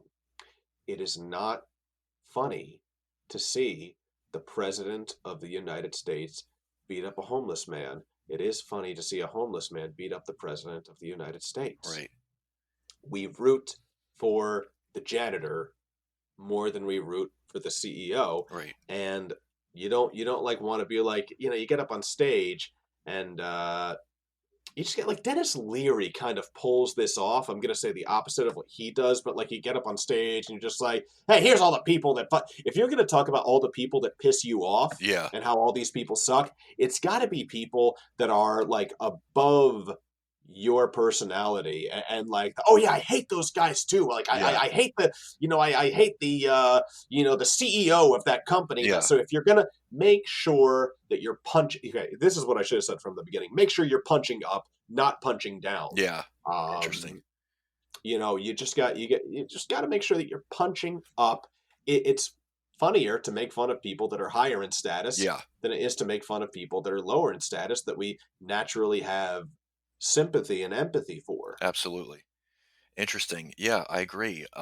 So just going to, as far as the comedy, this was the last thing I was going to ask you about this. Have you worked on any material during the pandemic with jokes, and did the pandemic itself give you some good material? I'm not going to ask you to, if it did, I'm not going to ask you any of your specific jokes, but just kind of wanted to, was curious about that. If you had time to think about jokes during the pandemic. I have a lot to say about the pandemic and like God, for like 20, when I was started as a comedian, the first thing back then was like, okay, try not to do any material on the Orange Man because everybody is talking about Trump and it's Oh just yeah. such a beaten Yeah. bush. And I mean like beaten bush like George Bush. If you remember how like, oh my God, by the end of his 8 years, it's like Jesus Christ, like I Yeah. get it. You think the man's stupid? Shut up already. Yeah. It was just so overdone. It was like, okay, like if you want to stand out, try not to do that. With the pandemic, I mean, like, God, that was everything, every second, Oh yeah. everywhere. Yeah. And it was like, okay, you know what? This is everyone's constant life experience. People handled Donald Trump like it was their constant life experience. He wasn't. Yeah. He was just like, he was just a guy in the White House. Right. Whereas the pandemic was like everybody's life experience, and it was a 2 year constant life experience. And it's really all of my most immediately relatable feelings and how I want to express myself. So yeah, Sure. the pandemic itself is absolutely going to contribute to what I say moving forward. But I Sure. don't want to fall into that trap where it's like, okay, here's my 1 hour rant about the pandemic. Sure. It's like, okay, well, there's like a society out there right now that we're living in, and it's not everything is around there's a lot of changes from the pandemic that like don't necessarily relate directly to the pandemic. Right. And I think in one way or another, I am a very different person than I was when I started doing stand-up comedy. A lot of what's changed me is the pandemic. So I it's see. just the answer to your question. Yes, it's going to be a part of what I talk about. Gotcha. Interesting. And one more quick thing I was going to ask you before I ask you about your voiceover work, because I think when I talked to you, might have been in the beginning of this year, or when I forget when it was, but I think that you told me, and correct me if I'm wrong, but during when like nobody was going up to the city or something like that, did you tell me that you went up to New York and basically to do some filming because it was like unprecedented? It was basically just like Broadway, like just empty street. There was like nobody there, and you said it was kind of cool, and you might have done some like filming there. I don't know, just for your own I entertainment. strapped my GoPro on my because I had like again I lost my job. I was recently single, Okay. and I had no opportunities for acting work, and I had just Right. the only thing I had during the pandemic, and thank God I had this one thing was my first audiobook to produce. And so outside of producing that audiobook, which was the majority of my time, because it was such a confusing process when I first started. Now I know exactly what I'm doing. Okay. But Outside of that, I would take trips into the city and I would just ride around on my bicycle with my GoPro strapped to my head, just filming this historic, unprecedented moment in history that I felt should be captured on film. Like Yeah, this is, on video, not film, but on video. Just here is New York City, like you've never seen it before, and yeah, perhaps, hopefully, like you'll never see it again. And yeah, I filmed hours of footage throughout those initial months, and I filmed hours of footage in the later months as well. And it's yeah. just something I can stitch it together one day or use that footage for anything. Sure. It's very personal to me. Um, Oh, okay. but I can use it for anything in the future. Make a documentary, but I'll go through it one day because I got it during the later years, and like you can kind of see that moment where I feel that I captured on video. Like as the days went by, Yeah, this is like exactly that moment where all the New Yorkers like started taking their masks off. yeah. And I'll tell you, it was sometime in March of 2021 Okay. that for the first time, like you started seeing like, oh, the Yeah, number of unmasked people suddenly yeah, outnumbers the masked. yeah. That's interesting. But you said that filming, is that just for? Because I'd be interested to see it though. But if you said it just for your private thing, or were you? I would show it to you if you wanted to see. I mean, Yeah. I'll definitely. I should do something with it soon. Yeah. Because well, the thing that inspired me. First of all, I will show it to people. Anybody who comes over my house or anything. Like, if you want to see it, like I'll just show it to you. Sure. I'll whip it out. But the thing that inspired me is like years ago, I saw this footage. It's on YouTube, and it's somebody driving around Berlin just at the end of World War II, and you can see everybody like collecting all the debris from, and maybe it was Dresden, but they're Yeah. collecting all of the debris from all of the buildings that have collapsed. You see lots of children, lots of senior citizens and women. You don't see many young men in a country that just finished a war. Think Right. about that for a second. Like you'll see like a guy walking by on crutches and he's missing a leg, and Yeah.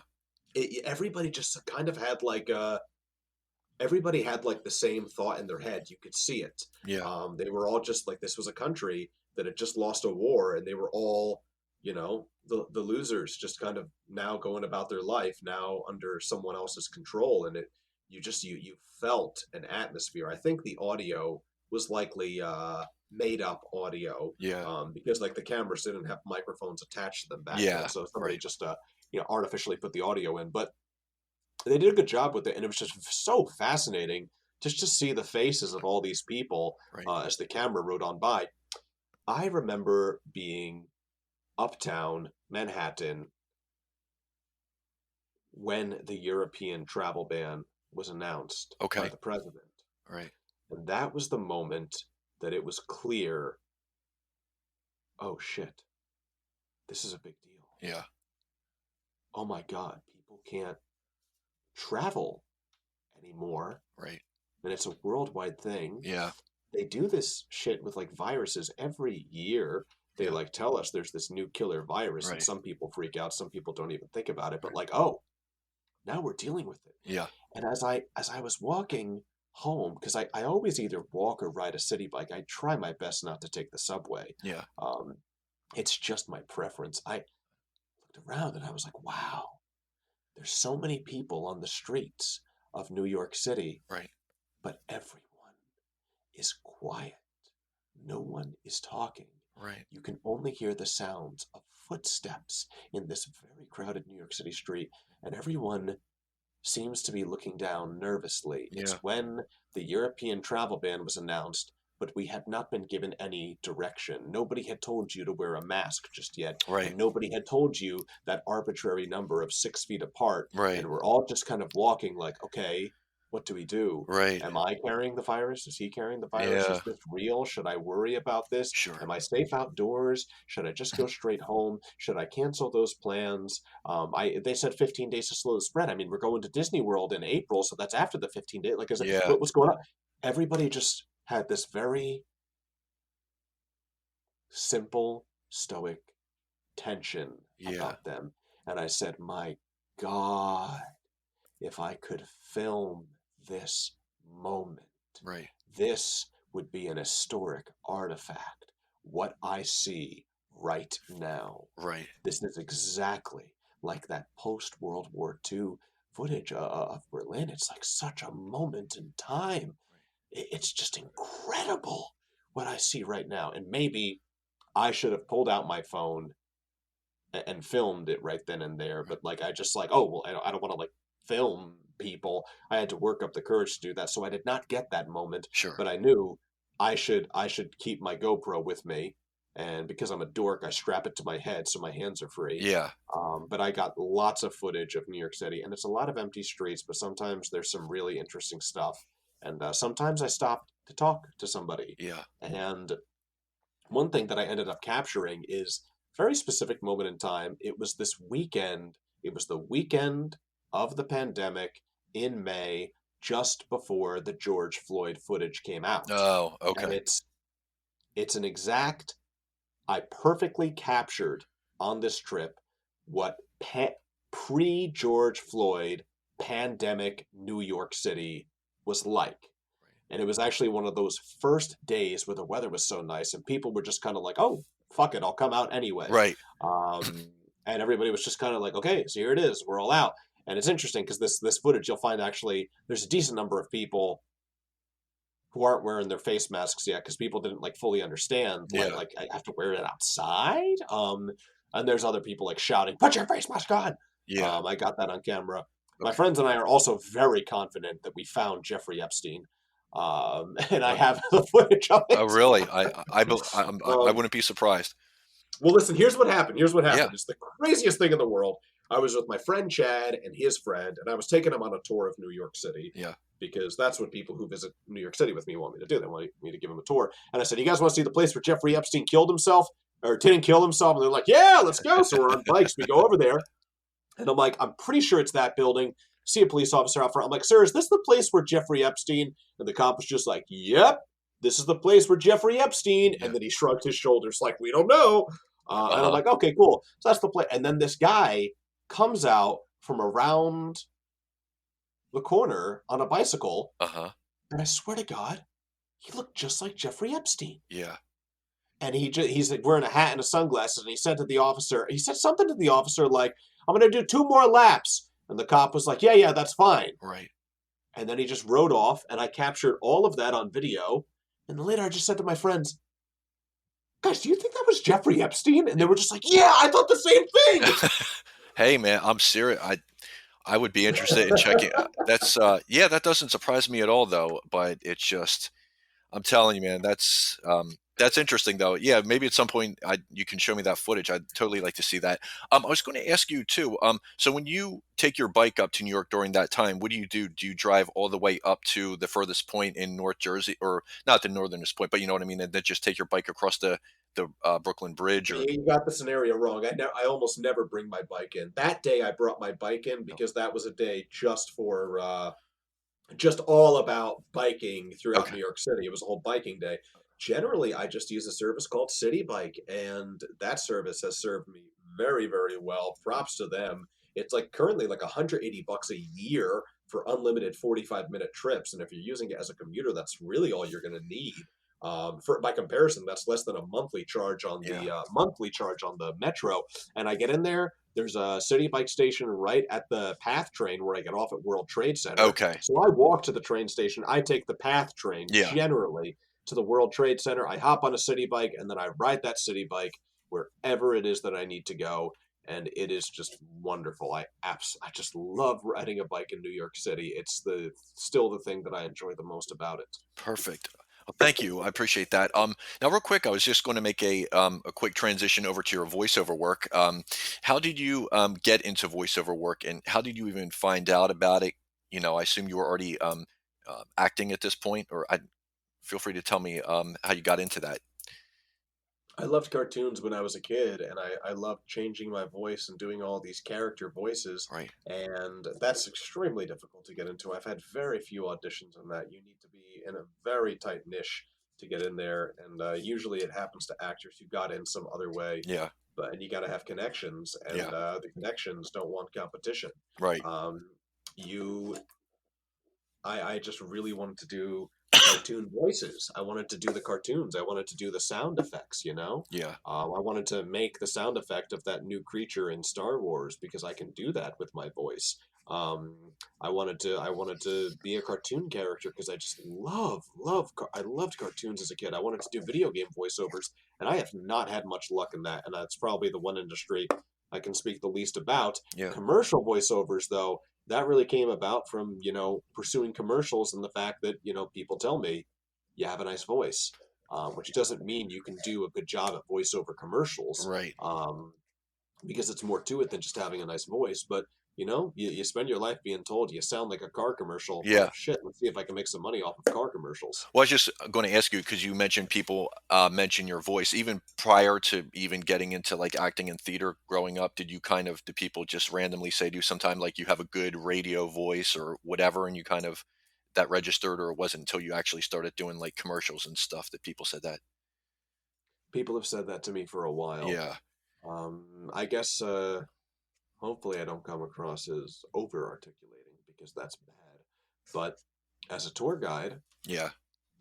I take a lot of pride that a lot of foreigners will tell me English is not my first language. No, let me do a foreign accent just to be an asshole. Sure. English is not my first language, but when you speak, I understand everything you say. Yeah. And That's good. I get that. I get that compliment very often. Yeah. I take a lot of pride in that, and it means something to be understood. Yeah. Um, because I strive to be understood. I dislike the fact that I've been misunderstood so many times in life, and there is an art to making sure that you speak from a truthful place, Yeah. and yet you still articulate all the most important points so that the message gets across, and you do it in a friendly, inviting way. Right. And that's something that I take pride in, and I think if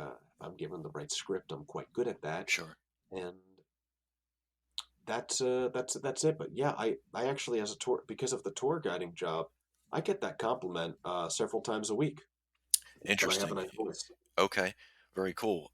So for people who do have an interest in starting with voiceover work and have basically no previous experience and such, what would you say is a good barometer or rule of thumb that they can test themselves as far as if people might like their voice or not? I guess the obvious answer is just put your stuff out there on one of those voices websites and such. But do you have any kind of take on that if people don't know? Well, there's different things you can do with your voice. For audiobooks and for character animation, being able to alter your voice and come up with different voices, voices that you can continue to do for a long time. Yeah.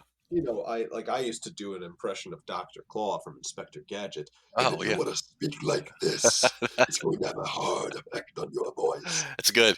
That's really good. I already regret doing that just now. Hold on. Need to drink some water after that. Well, there's a better way to do that voice. It's been a while, but I just pulled that out. But okay, so that one's really hard. I can do that, but Yeah. okay, can you do a 20-page script with that voice without destroying yourself? Or will it still sound as good in the 20 pages? When Frank Right. Welker does it, Who does? Frank Welker. Oh, okay. He's probably most famous for the voice of Megatron on Tr- the old cartoons of yeah. Transformers. Transformers. Yeah.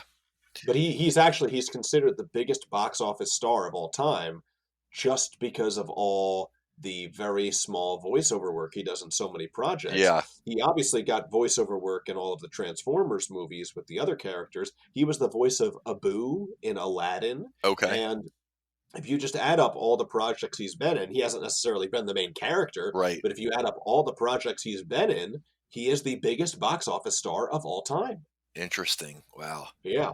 Frank Welker, very talented voiceover artist, and Does he still very do it too, by the versatile. way? Frank Walker? Yes, he He does. does. Okay. Um, so yeah, very interesting. And so when it comes down to when you first start, by the way, are you in voices? I forget where I find, is it voices 1, 2, 3, or are you on voices 2 as well? What's this? The second one is just called Voices 2. No, I'm sorry. I meant like two, like TOO, like it's just voices. .com. Oh, right, right, right. Right now, I'm just using Bodalgo. Oh, Um, okay. I never heard of that one. uh, well, that's another one. I actually, you know what? I fell very far behind on voiceover auditions this past year. I'm on Bodalgo. I'll probably get back on all of them. Voices 1, 2, 3. Last I checked, just wasn't like getting many auditions for me, and that's probably why I fell out of it. Okay. Um, I hope to do more voiceover work this year, and I'll probably get myself onto all three of those sites that we just mentioned: Bodalgo, Voices, and Voices 1, 2, 3. Gotcha. I guess one of the last things I'll mention regarding just the voices, because I mean, I don't. How can I put this? I guess if someone's interested in starting out, but maybe they think they have a good voice or whatever, but they're not getting any auditions or whatever, because I'm sure it is very competitive out there. Is do some people or that you know of actually take find coaches to help like hone their voice and whatever, increase the tone and inflection and everything like that, just to get what can, I guess what I'm asking you is, people who are starting out, can they really, I mean, it's their voice, is there really anything they can do about it, or it's just kind of, it is what it is? Well, there's tons of things you can do about it because one thing about today, a lot of these lower level jobs you're starting with, you're also producing the entire thing. So your audio recording equipment matters, Yeah. um, because you're actually going to record the audition and edit it, and then there's a good chance that they're not bringing you out to a studio. They're giving you the job because you can record it from home, and that does give you a lot of power to fix all of your mistakes and your weaknesses. If you know that you got that little whistle whenever Yeah. you make an S noise. Well, you can fix that in post production on your own, as opposed to hoping that they'll fix it. The casting director will fix it before they send it off to the client, who will hate the whistle. Um, Things like that. But what I would say, yeah, there's tons of coaches in New York City. I trained with a woman named Maggie Phillips, Okay. and I also took classes with another guy whose name is escaping me right now, but he was the voice of Blue in Blue's Clues. Oh, And okay. yeah, yeah. I wonder if he's doing that again, because I think that show came back, but I don't even know. Okay. Um, but and he also did Elroy Jetson for a couple of the more recent Jetson things. I think, but anyway, Paul Liberty, that's the guy's name. Paul Liberty. Okay. Yeah, and yeah, absolutely, you can get coaching. Okay. Just they'll keep telling you that you're not ready. Yeah. But like eventually, you just got to go do this stuff.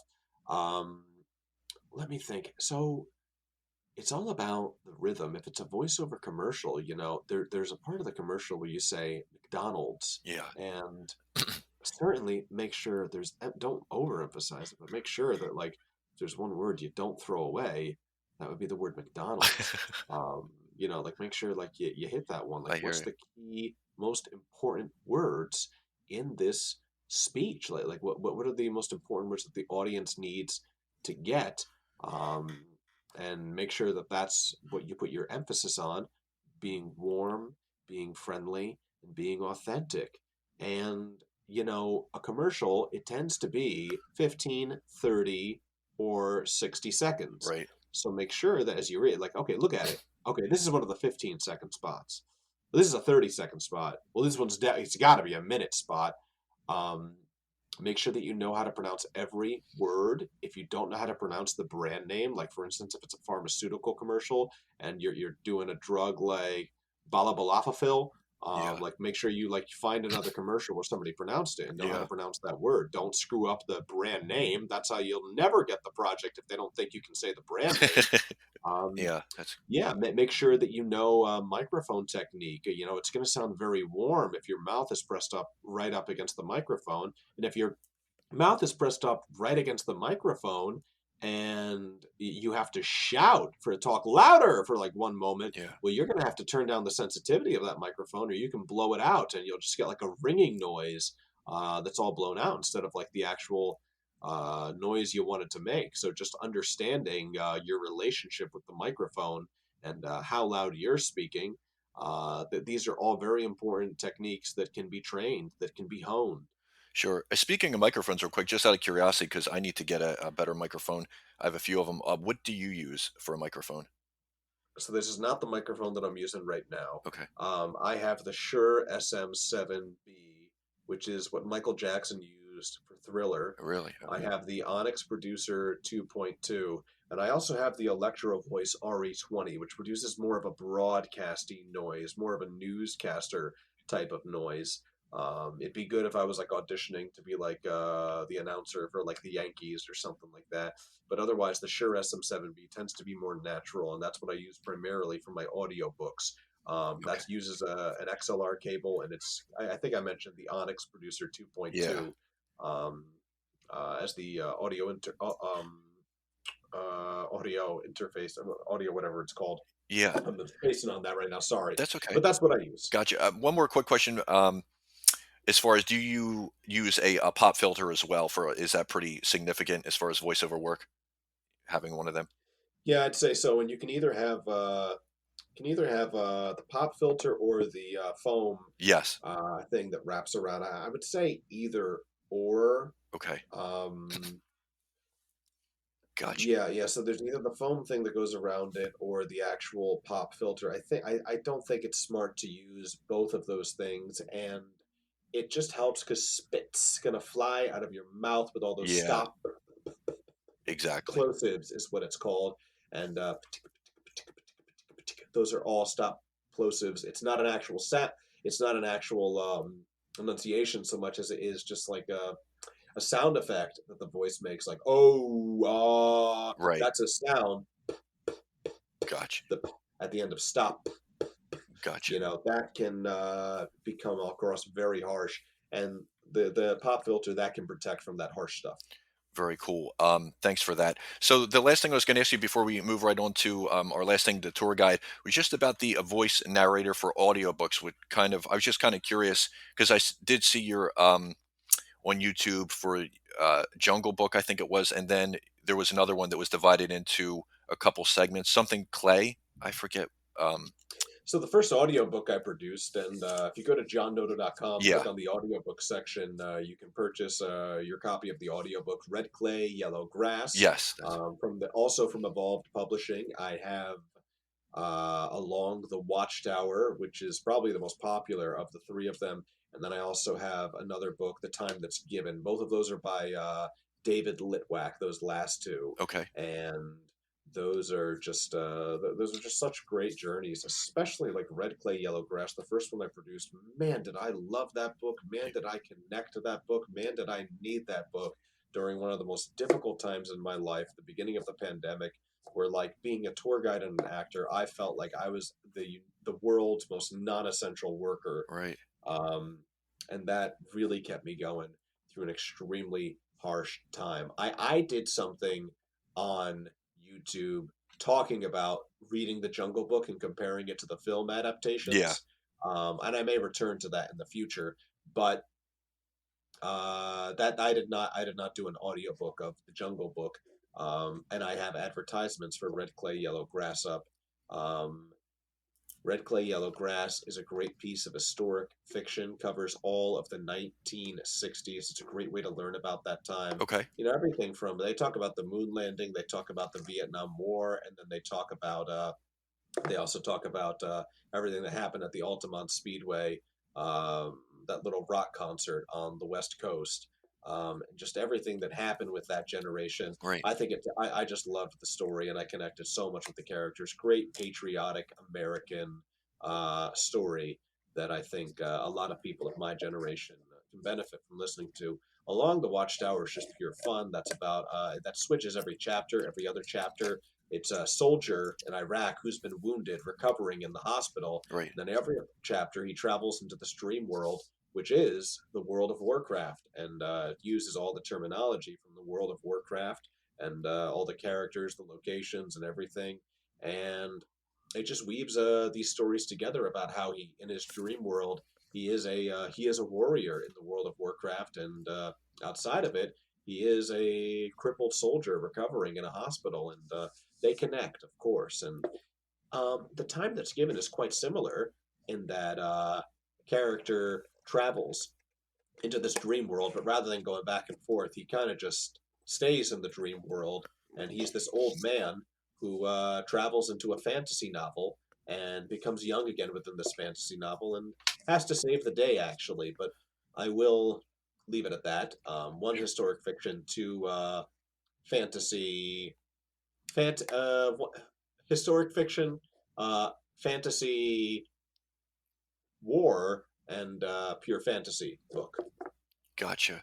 And what I was going to ask you too, just about the voice narrating, how did you get into that, or discover it in terms of looking for jobs? Did you also find that on the same types of websites that you do regular voiceover stuff for, like Voices One Two No, Third? all the jobs you're going to initially find are through acx.com. Okay. And that's what's nice about applying for those is there is no submission process. You just audition. If it's something with my face, Uh huh. they want me to, they call it submit. I hate that word. They apply Uh huh. for the job and they will see my headshot, my resume, and my demo reel, and all they fucking care about is the headshot. Yeah. If they ask a question, then they'll check the notes section to see if I answered the question. But then once they see that, they say, okay, he could play the character.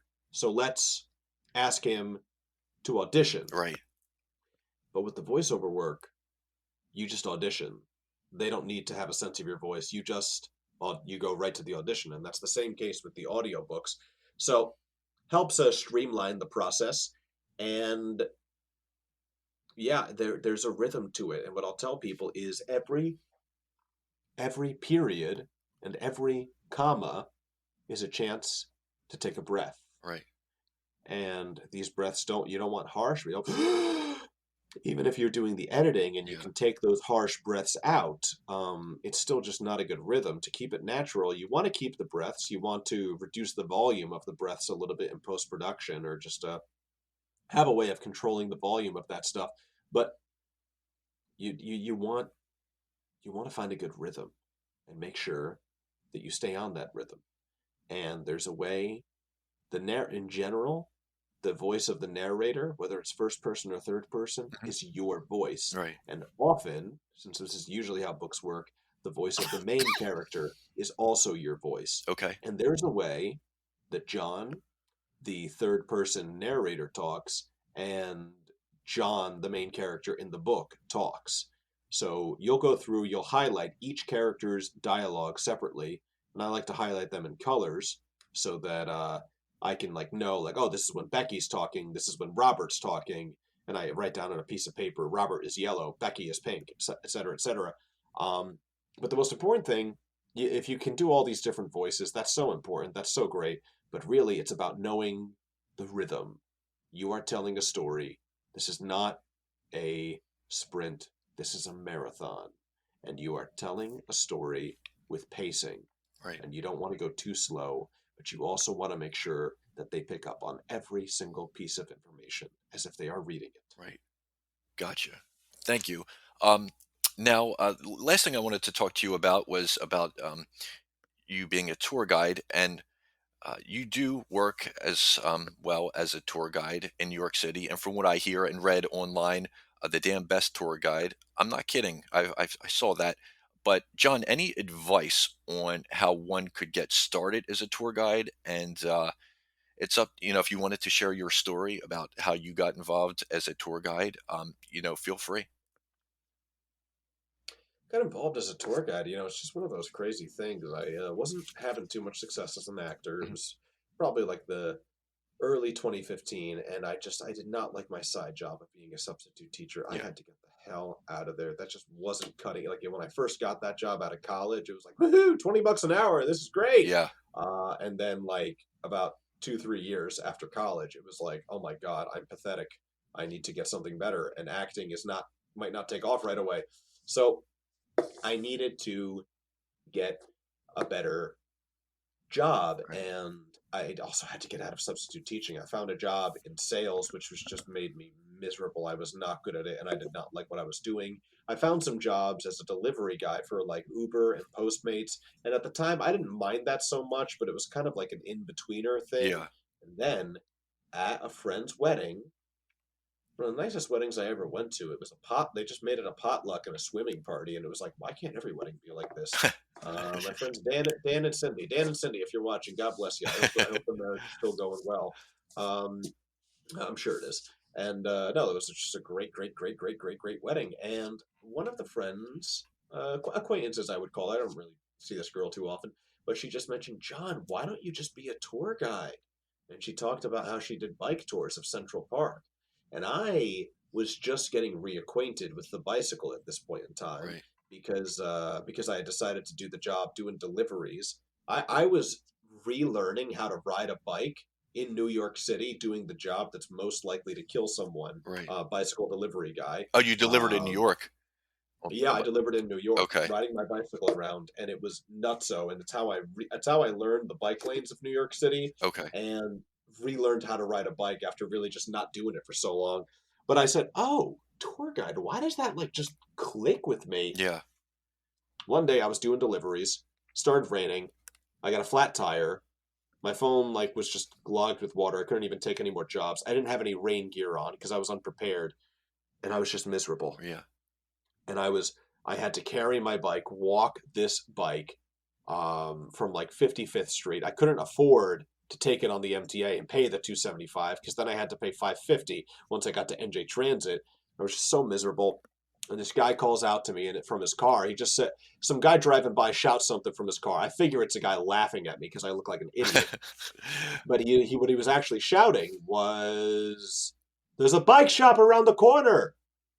And then he parked his car and came running back to me and said, "There's a bike shop around the corner." And I was just kind of like, "Oh, go away. I don't want any help, man. I'm just unhappy. Don't even look at me."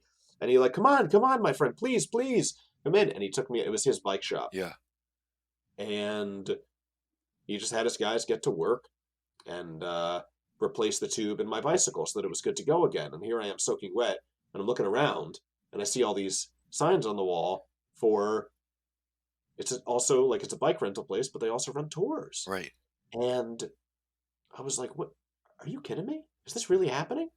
And I went up to him, this guy who took me in, who like just saved me in this moment, and I just said, I am looking to be a bike tour guide." He's like, "You're looking to be a tour guide?" He's like, "All right, come in tomorrow."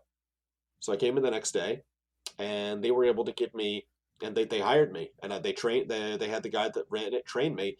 Thing was, they had one tour guide, and that was all that company needed.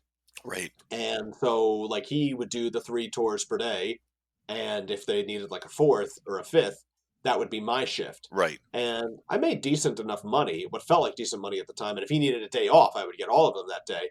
But in general, I was the secondary guy. I wasn't getting all the tours that I needed. Right. And I also quickly learned that there's a season to tourism in New York City, and there's a season to bike tours in New York City, Okay. which of course, like nobody wants to do the bike tour in January. Sure.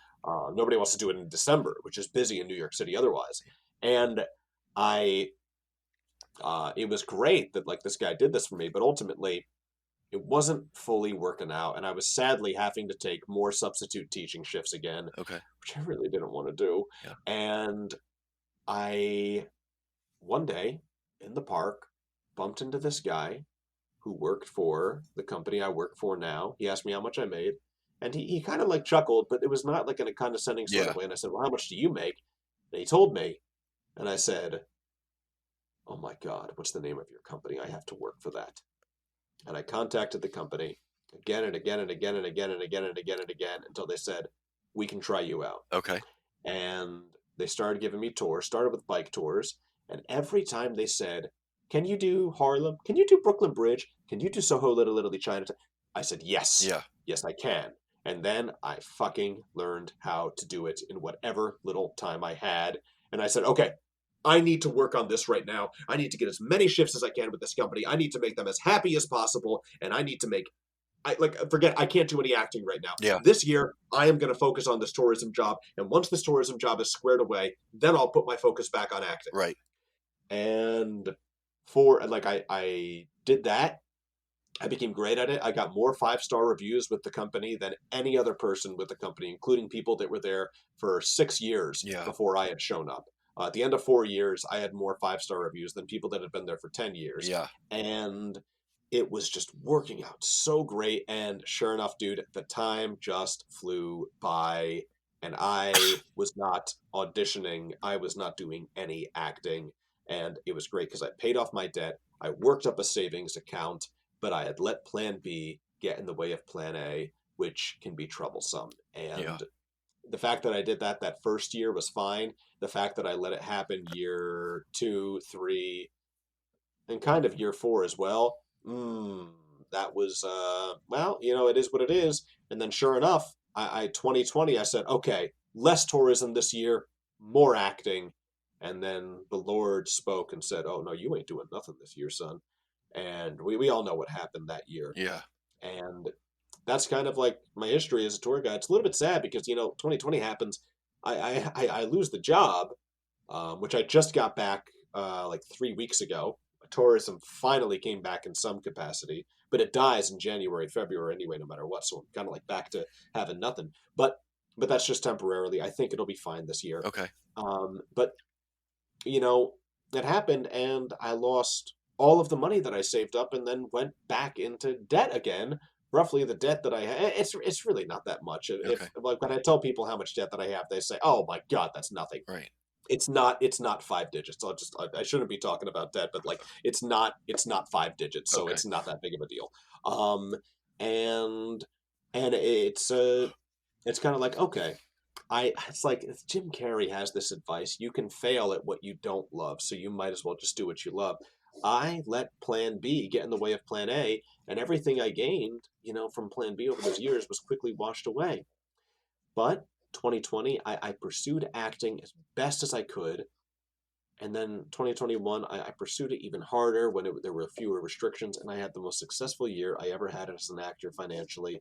And now tourism is back, and I still have my mind set on acting. Yeah. And this is going to be the year that this was all intended to be, Sure. that tourism supports me so that I can pay the bills and live comfortably, but my main focus is on acting. The two things are finally in balance. Perfect. And for anyone who wants to be an actor, you will likely need to have a side job. Doesn't have to be tourism, doesn't have to be waiting, doesn't have to be bartending, but there's a good chance you're going to have to find one. There's a lesson in that story I just told about finding harmony Yeah. between the two of them. Thank you for that. I know you told me this before when we spoke, but just for listeners, you don't have to mention everywhere if you don't want, but just a couple of the hot spots that you do tours of in New York City.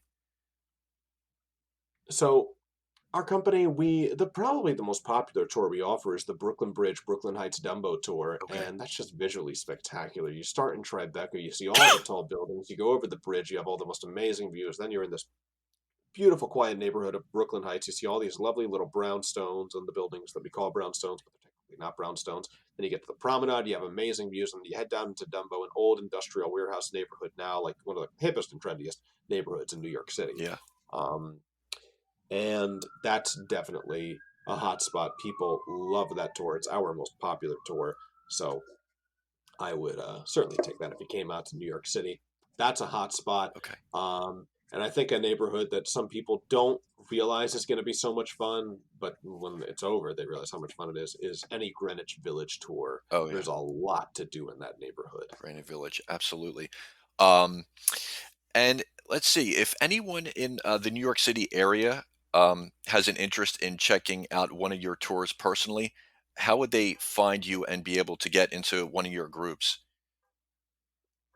Uh, well, I guess you can contact me on my tourism email, jon.ftbf@gmail.com, and Okay. I'll certainly send you whatever my schedule is. Right now, January, February, I don't have any regular tours. Sure. I'll probably just cover for people. Um, but March, I'll have a schedule. March through December, I Yeah. will have a regular schedule. Um, let's see. Then, otherwise, our tours, the company is called freetoursbyfoot.com. Okay. And that's you go on there, you'll see my profile, you'll see all the different tours that we have to offer and all the different guides. And, it's a Sure. really just a great company. So any guide that you get is going to do a wonderful job. Absolutely. And what I was wondering too, even if somebody's really knowledgeable about New York City, like they know it in and out and such. I mean, do you think realistically that they could be a tour guide if they're introverts, they're not really social? I mean, I would think that you have to be social as well as knowledgeable. I mean, correct me if I'm wrong. Yeah, you got to be social, and you also got to know how to get to your point, Yeah. and what matters. All right, you can know like what type of steel was used in the building, but like they can't really see that. They might not really care. Yeah, I find that like architectural styles, I know them, I appreciate them, but I usually learn pretty on early on in a tour. Oh man, this group, they're just not feeling the architectural styles. yeah, They kind of want to just hear the history. right. So you got to know how to tell a story. You got to know what the interesting part is. Don't be too damn factual. Yeah, Be factual, but don't be too damn factual because right. they don't want to hear all of that stuff. They actually would prefer if you can make a silly joke out of the whole thing, end each story with a laugh.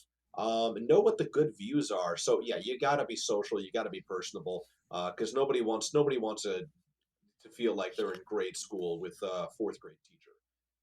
Exactly. Yeah.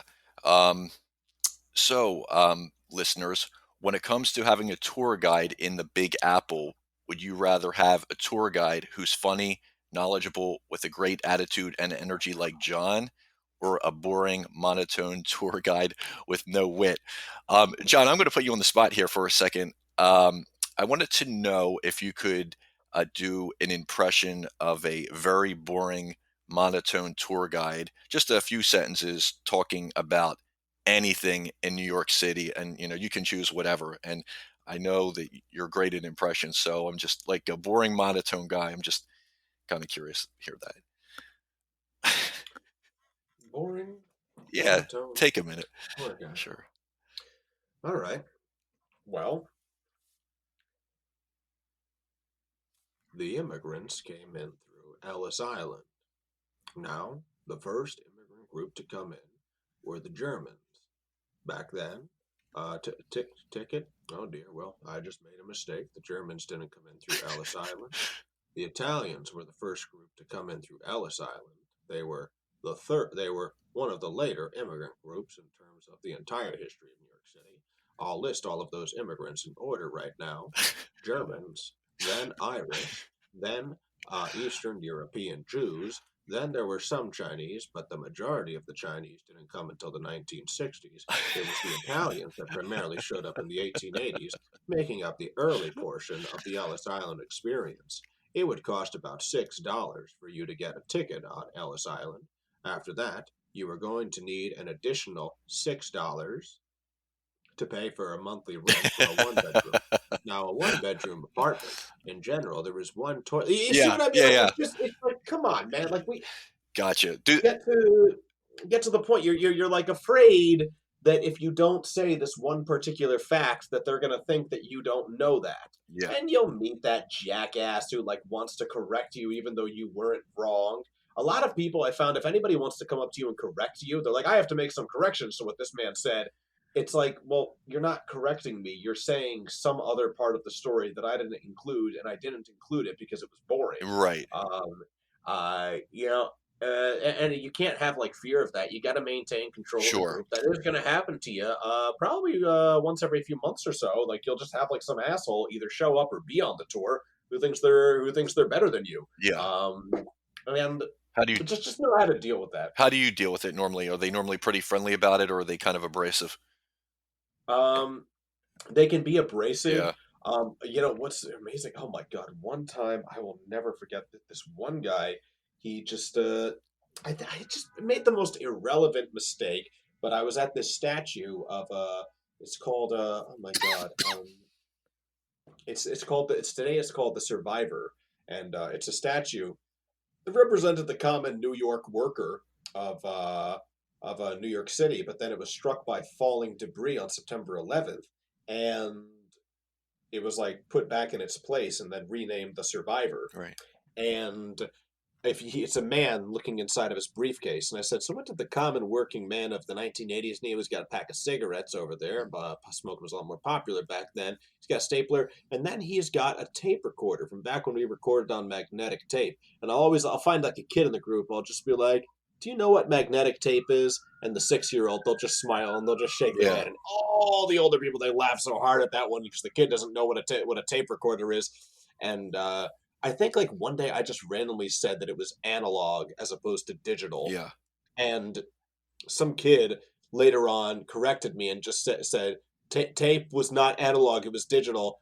I'm like, oh shit, actually, you're right about that. I don't even know why I said that today. And some like guy just went, I guess they didn't teach that at tour guiding school. Oh, Now, this guy was like making faces at me, rolling his eyes at me, and I can kind of tell it's probably like his wife was like, "Let's take a tour," yeah. and he didn't want to take a tour, and you're just kind of stuck with like this dynamic. So at one point, I usually I get to City Hall and I'd make a joke about the mayor. I'd be like, "Now listen here, I'm a professional tour guide, but I just got to tell you how I feel about something. My mayor eats his pizza with a knife and fork," and Yeah, everybody always just like laughs at that whole thing. yeah. So I start the joke. I'm like, "Now listen here, I'm a professional tour guide," and he just went poof, like made that noise real loud. And I just turned, I looked at this guy, and I said, "You have been laughing at my expense this entire tour. It is pissing me off, and I am going to get you when you least expect it if you don't shut your fucking mouth." Wow. And I just like saw like his pupils dilate. I don't know if I said fucking mouth. Like I just like said, "I am gonna get you when you least expect it," with like no explanation for what "get you" Yeah, means. So like, yeah, I don't even know what that like. I'm gonna jump on you.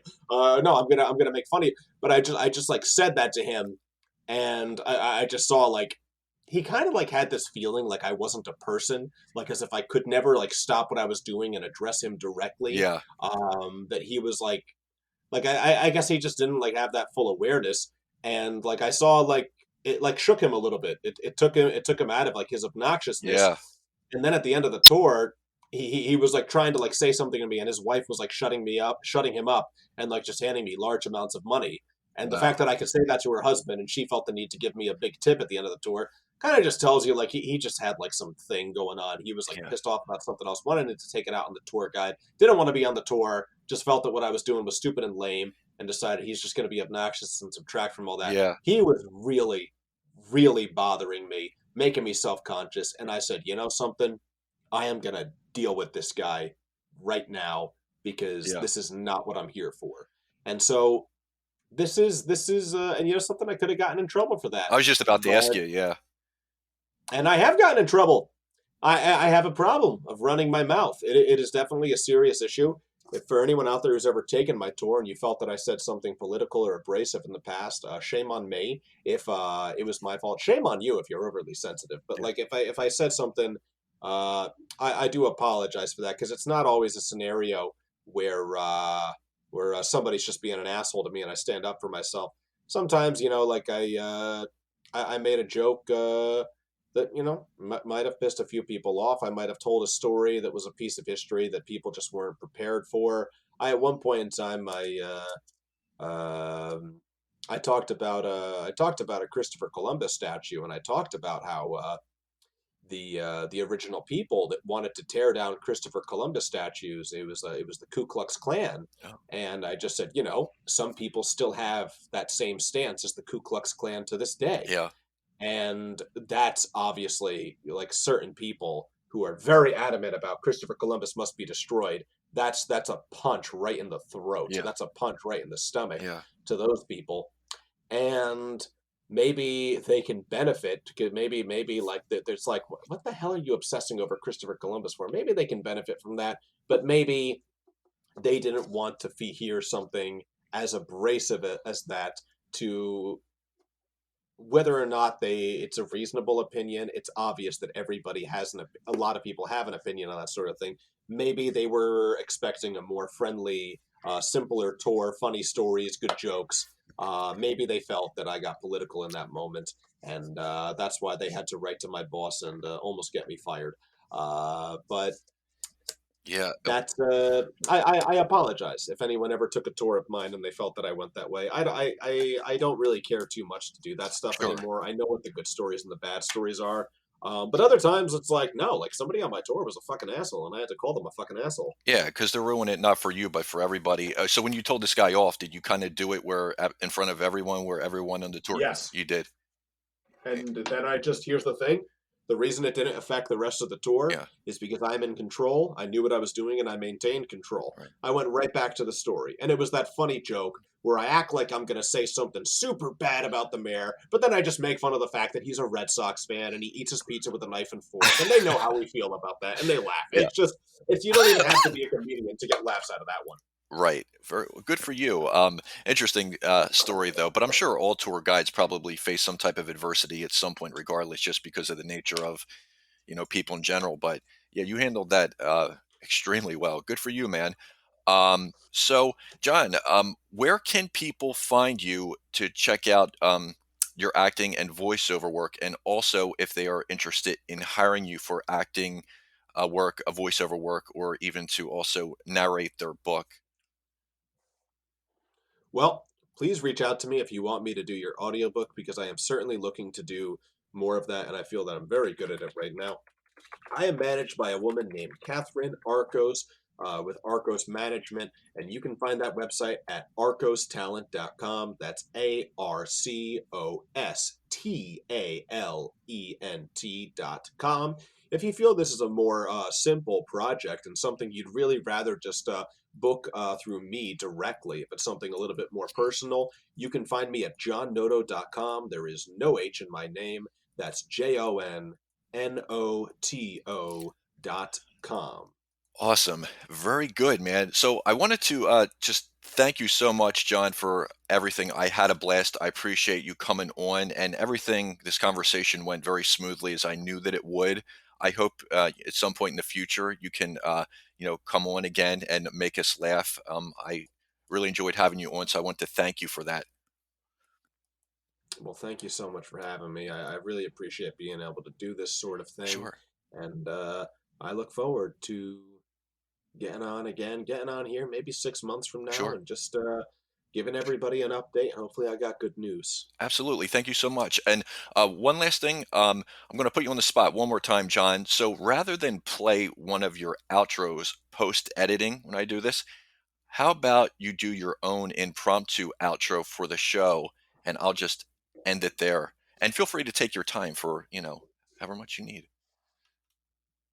No time needed. Okay. You just listened to Random Rhetoric with your host, Chris Collin, and his guest, Jon Noto. Tune in next week when we talk about whatever it is we're going to talk about.